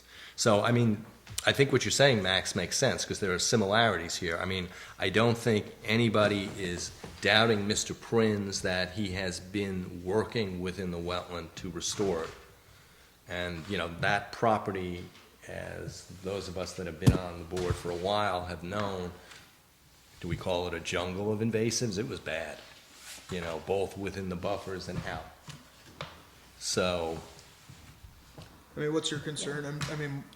What are your thoughts? I just don't think that it's apples to apples. no, it is no, not. it's not. It is Definitely, absolutely not. It's the closest thing I could think of. No, I it absolutely is not. I mean, and personally, within the White's project, I myself was not fully comfortable with it.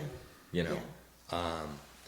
But so, I think what we should do is, I think we need to make a site visit.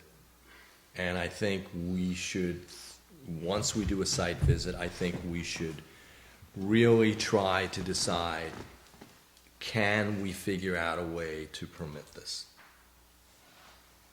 And, I'm going to put my personal opinion in here is, while I don't love it, I do think there is a way that we can probably come up with a balance to improve areas of the site and allow within reasons this work to be done. But I'm editorializing with those two sentences. Yes, you are. It's been a long time, and I do think, we need to come to a resolution. And if everybody is, against it, but I won't allow a vote right now because half the board has not seen the property, then I would say that's fine, deny it.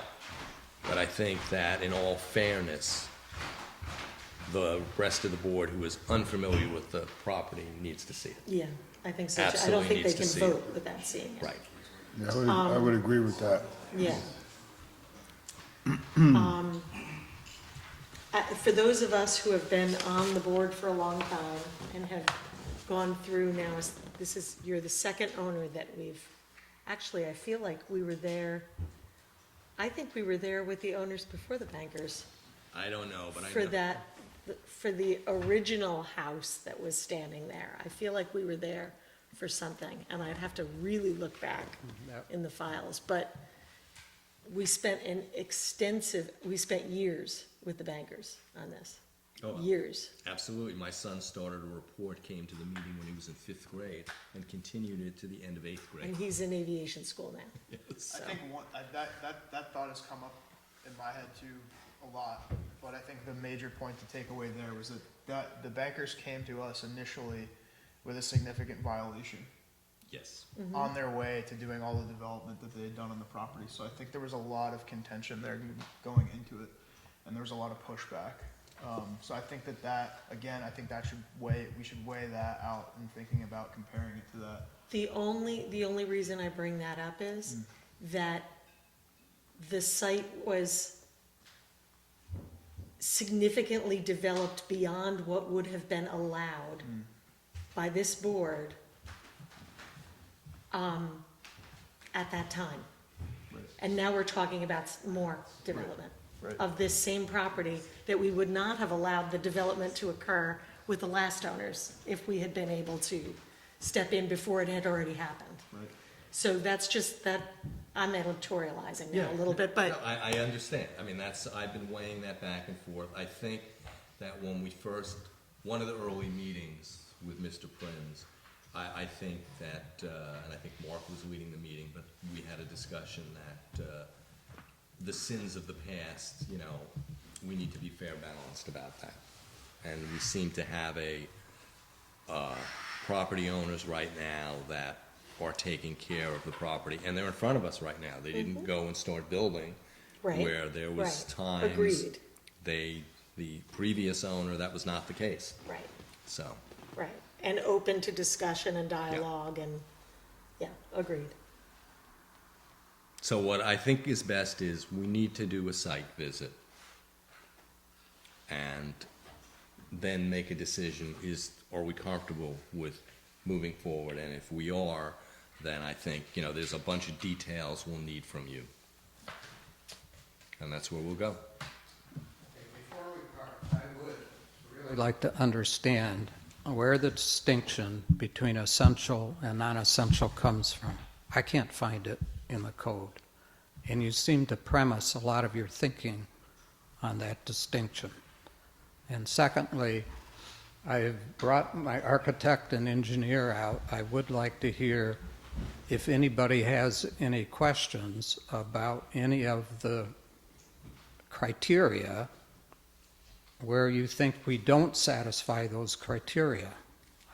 I seem to detect there's some overall concern, but no detail concern. But I've got them here. I can't get them here all the time.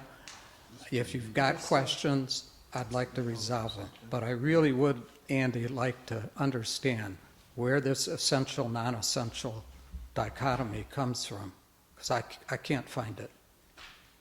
This is basically the way we have operated in terms of if we're encroaching within a wetland or watercourse buffer, that essentially we have looked at it, and this has been done by the town for decades, of whether it's essential. Essential, on the whole, would be a residential structure or an expansion of a residential structure.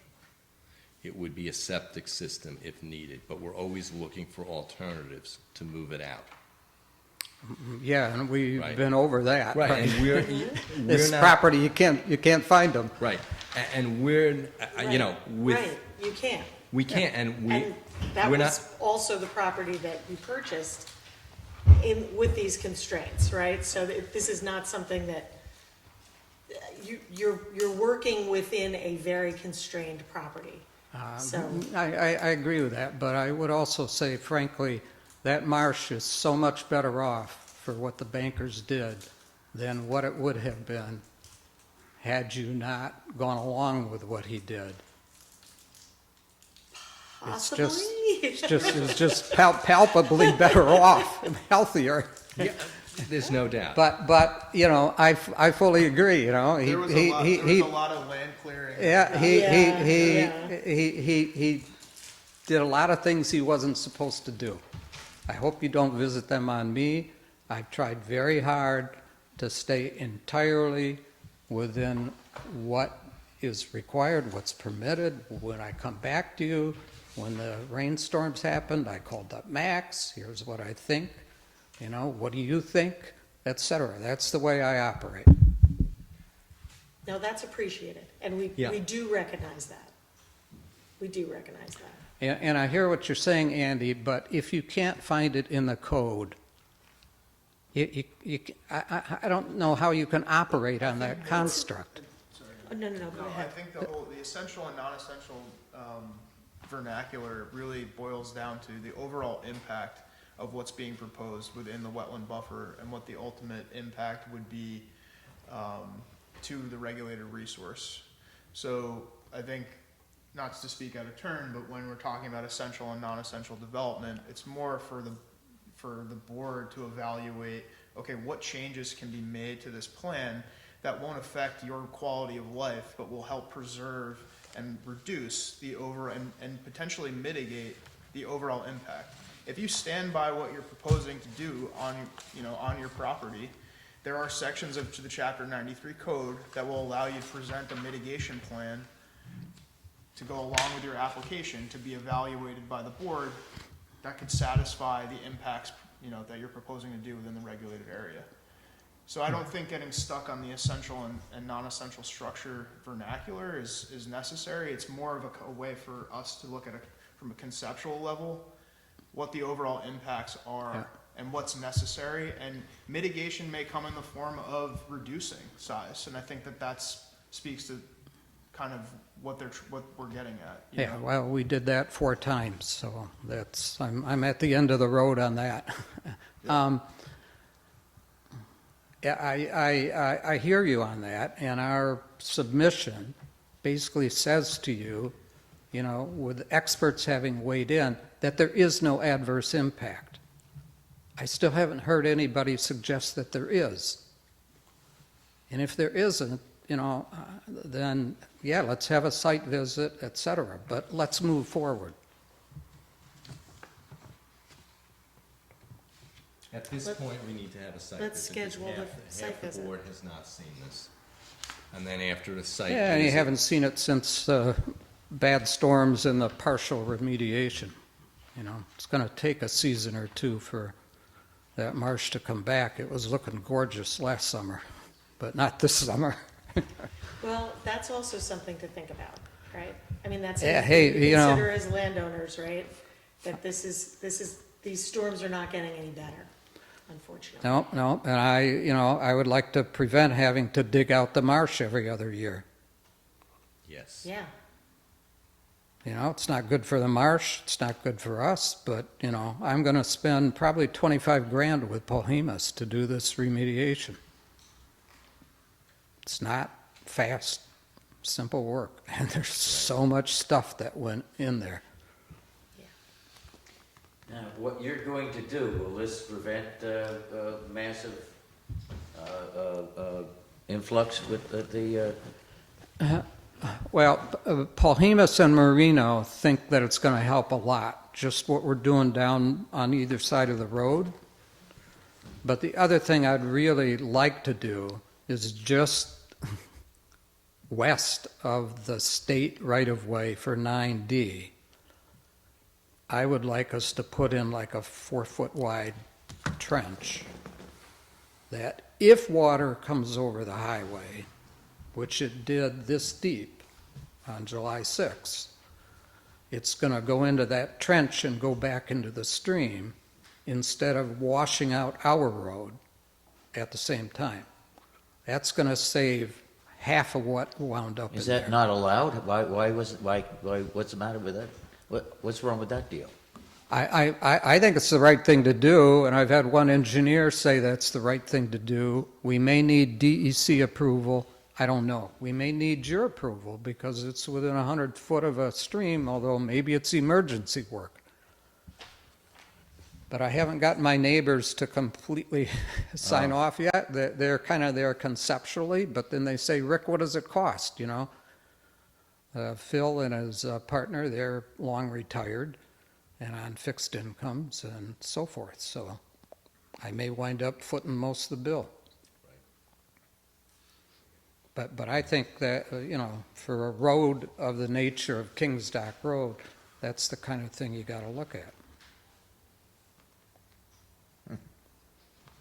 Tough site. Okay. It's a tough site. Does anybody have any specific questions for the architect or engineer at this point? Yeah, they're here. I'm sure they'd love to answer questions if you've got them.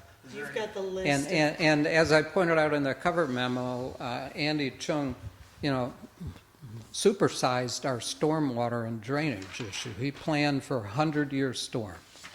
The code is 25 years, right? And if you guys decide, no, we don't need that much because you'd be putting 2 more cool techs in the lawn, you know, we can back off. That's okay too, if you want less disturbance. But I think our effort was to present a plan where there's just no adverse effect on the wetlands. And you know, we live there, not all the time, but we're there a lot of the time. It doesn't matter how bad the storm is. It's only what comes down the stream that affects the wetlands. Right. Or when you have river rise, you're gonna. Or what? Or when you have river rise, you'll have effects. Oh, as yeah, well. if the river rises enough, but then, you know, then we're all gone. Can't stop a super Right. tide. Yeah, you can't stop the super Is tide. there anything that your engineer or architect want to share with the board tonight? Is there anything you want to highlight? I'm more than happy to go over the stormwater design with you if you have any questions on that. I mean, I basically took all of the impervious areas from the pool patio, the pool house. Can you come up to the microphone? Oh, sorry.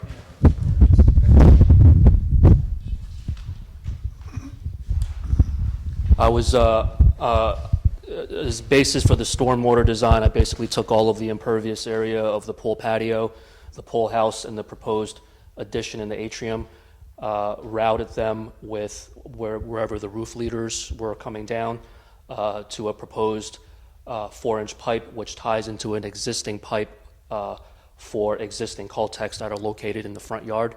The existing Coltex are taking flow from the existing house. So with the addition and the pool house, based on a 100-year storm event, we needed 2 additional Coltex to the existing system that's there. And I think it's in your packet where the HydroCAD model for the stormwater calculations are part of the HydroCAD model on the last sheet. So I have the HydroCAD model on the last sheet that basically states the 2 additional Coltex plus the existing Coltex that are in the front yard now will handle the 100-year storm flow from the pool patio, the pool, and the proposed addition and the atrium. So that's the stormwater design in a nutshell. Does that help address any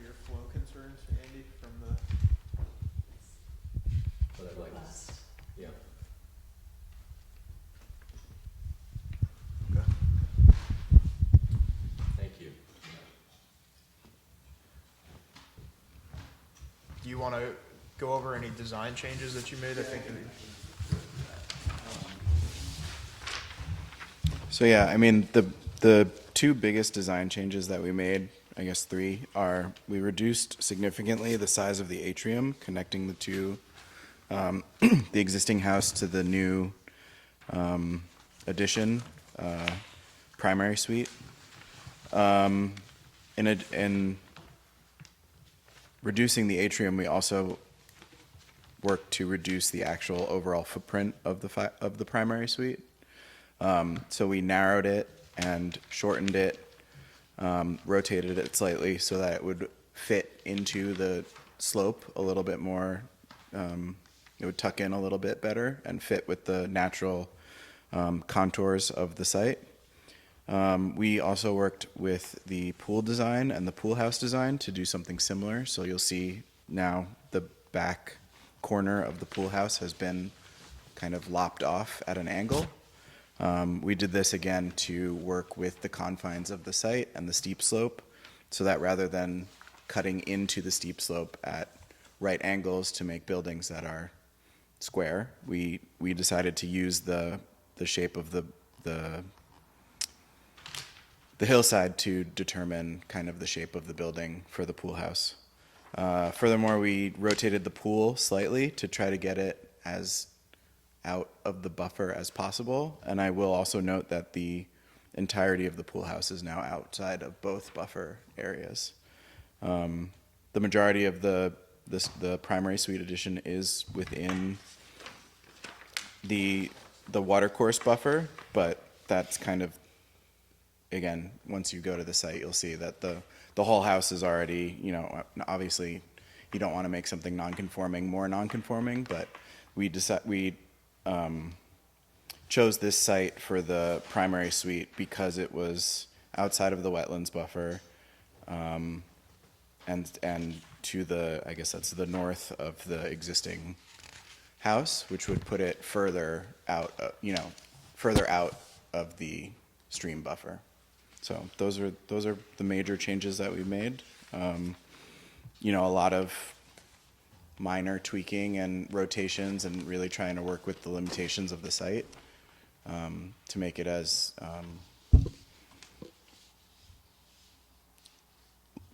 as little impact on the site as possible. Do you have an understanding where we started? Can you kind of frame that for the other board members, maybe just in terms of square footage? Or? We could probably calculate that out, but the addition is a couple hundred square feet smaller. And we also, Scott pulled it 7 feet right up against the patio. So I killed off the view of the waterfall from the steps. Took your advice on that. It helps save some steep slope, etc. And the pool deck, basically, the pool deck sits right at the level where the steep slope starts, etc. So we've tried to minimize everything and optimize. And then just one final note, I should maybe reach back into history, but Mr. Banker wanted to have a lagoon where he could see a reflection in the water and he could see the Hudson.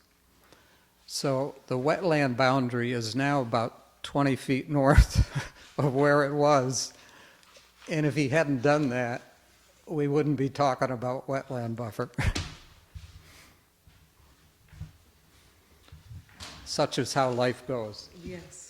I just also want to direct your attention to, I guess this is page 5, reference elevations, which really breaks down the structures in terms of their impact on all of the different slopes that we're dealing with here. You'll see in the pool house there is some steep slope cutting, but some of this, like this.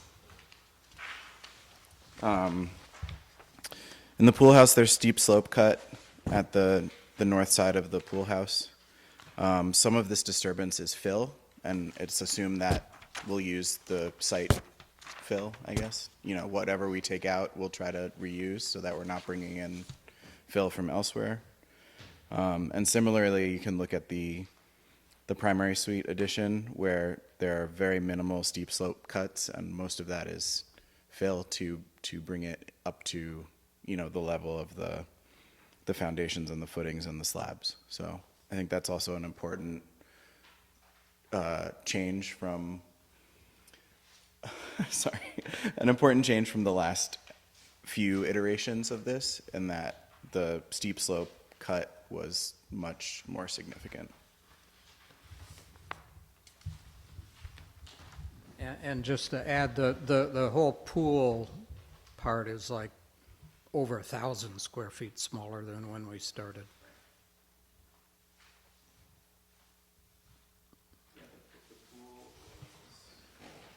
Oh, the very, back in March, when we first submitted, the pool deck and pool house were like 2,500 square feet. Now it's more like 12.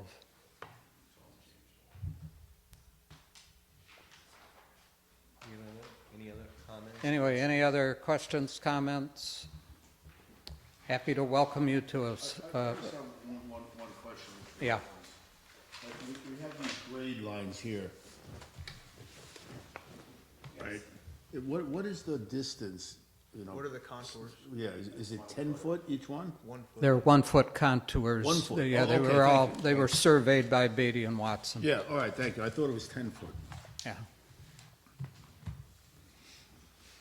All right, so we're going to set up a site visit. Okay, yeah, we'll welcome you once again, and and thank you for extending your hours to 9:30 It's fine. to Let's- deal with this. We want to get to a resolution. We do too. Thank you. Okay. Thank you. Good night. Do we have to approve minutes? Yes, we're going to do that. Let's do that first. I wasn't at the last meeting, but I can ask, does anybody have any corrections to the minutes from October? And if not, do I have a motion to pass the minutes? Motion to pass. And a second? All in favor? Right. I can't vote because I wasn't there. Okay, so they're accepted. Should we talk briefly about Juniper Hill Road? Yeah. So. You should. Yeah, It's you can. very brief. We had, I don't know if everyone remembers, but we had an application that was referred to us by the planning board that was owned previously by Santalissus was the last name. It was near the Bear Mountain Bridge. And there was an old existing small cottage structure on the property, and they were coming to us for a wetlands permit for the driveway to access the property, and then they were in front of the planning board in regards to their overall site development proposal. That property was sold and changed hands, and the plans that were approved by the planning board and our wetlands permit basically have now been set aside, and the current property owner has cleared most of the property almost all the way down to the Hudson River. Yeah, sometimes pictures are. We're talking violation here. Right, and so Oh, my God. I've engaged Ron, and Andy went out and visited the property. And we've talked to Ron Gaynor and Neil Zuckerman in regards to what's going on there now. And what I've been told and what I've been made aware of is that there's no building permits currently that have been issued for the project at all, and they're clearly in violation of steep slopes. Yeah. I mean, the line you see on that photo is right by the train tracks. They've gone right down to the steep slopes. How large is the property? It's what was it? 4.6 or 4.7. And I think Andy and I were So it talking just today. goes straight to, it's like a little, Yeah. And So they clear cut it. Yeah. Completely. the whole thing. And there was previously a plan with the previous owner they wanted to expand the house significantly, put in a pool and a garage, And I think Jason Snyder from Beatty and Watson was the engineer, and it was a very well thought out and very sensitive plan. Right. I mean, they had a very clear delineation of Yeah. limit of disturbance, which was, substantially less than what has happened here. And so we've had multiple complaints that have gone to the building department. So, including Andy contacting the town as well. So, just wanted to make you aware kind of where things stand. Hopefully they'll be able to be engaged by the code enforcement officer. Right, yeah. And how did you find this? How did you hear about this? Just through a complaint. Just through a complaint, okay. Yeah. I'll send everybody a link to the Dropbox. Did you issue a stop, did somebody issue a stop work order? Yeah, I've been trying to engage the planning, the building department on doing that, and there's been a little bit of pushback, so, So maybe. Well, if there's no building permit, what work is there to stop? If there's This been no- point. well, they're in violation of the steep slopes code and potentially some of the wetlands code, so, there's no more work to be done, they've just cleared But everything. do and they, they're not are building. they, Did it already. Yeah, are exactly. they starting work on construction? I mean, Yeah, they don't even have we've had a complaints. building. Yeah, Do we they have- have a building permit? not that I'm aware of, You should be getting one. yeah. So, the building department's been made aware of all of this, so I'm waiting to hear. I'll forward my email that I had sent to Neil Zuckerman at the planning board with a link to these photos for anybody that's interested. So what's the next step? I need to circle back with Ron, but ultimately we need to get engagement from the building department. Okay. Okay. Is there any kind of enforcement? Is there punitive damages?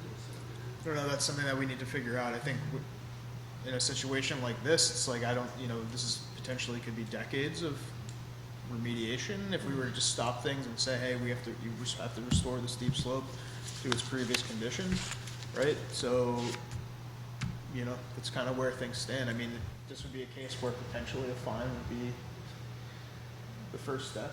But again, I don't. And the property is entirely within the scenic Hudson overlay. Yes. And that's why the previous plan that was put together was very sensitive to what was going on. And then there's this. So you want Ask for to, permission, ask for forgiveness. Yeah.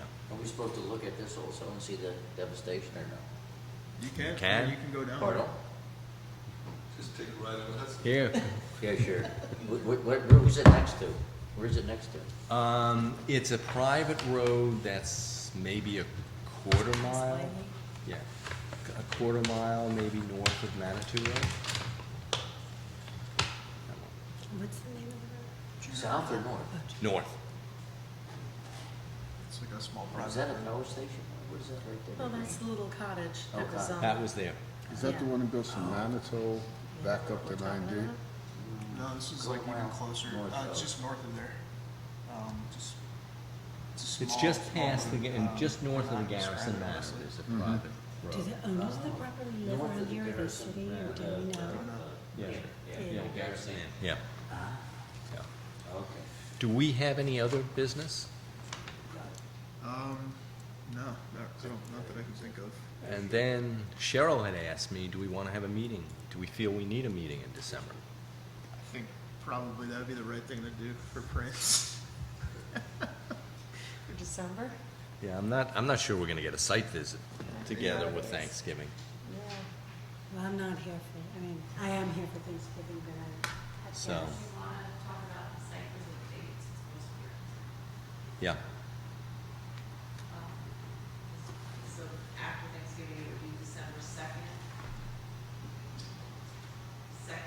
9th, or Saturdays. The 2nd. Yeah, afternoons are better for me. I don't know what everybody else feels. Is it the second The or the weekend of the ninth? second is better for me. Second afternoon is good. I can't do the second. Can anyone do weekdays? Bob, Yeah. I can't do the ninth either, so. Weekdays. Or a weekday's better. Uh-huh. probably do a Friday is better than any other day typically. Let's do a weekday. Yeah, I mean, I'm fine with a weekday. If it's a Friday, I'm gonna need an afternoon. Fridays are better if I'm gonna do a weekday, In the morning or the afternoon? either one. Friday's better for me in Should the we try to afternoon. Flexibility on sneak it in Friday. on a Friday morning, do all three? I would say an afternoon, because I have a Afternoon. client call Friday mornings.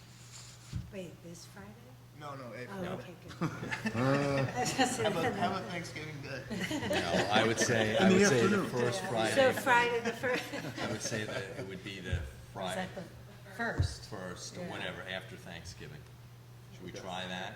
For December everything. 1st? Yeah, see what In we the can do. afternoon? All three, yep. Okay. Okay, but not too late in the afternoon because it gets dark early. No.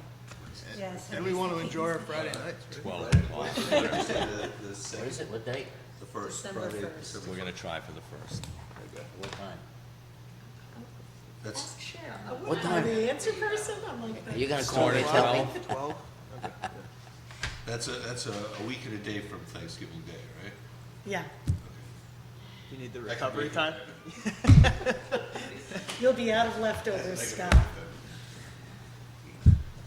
Are we adjourning sometime? We're about to. So are we gonna do a December meeting or not? Make any difference to me. Okay. Then what I need is a motion to adjourn the meeting. So moved. Second. All in favor? I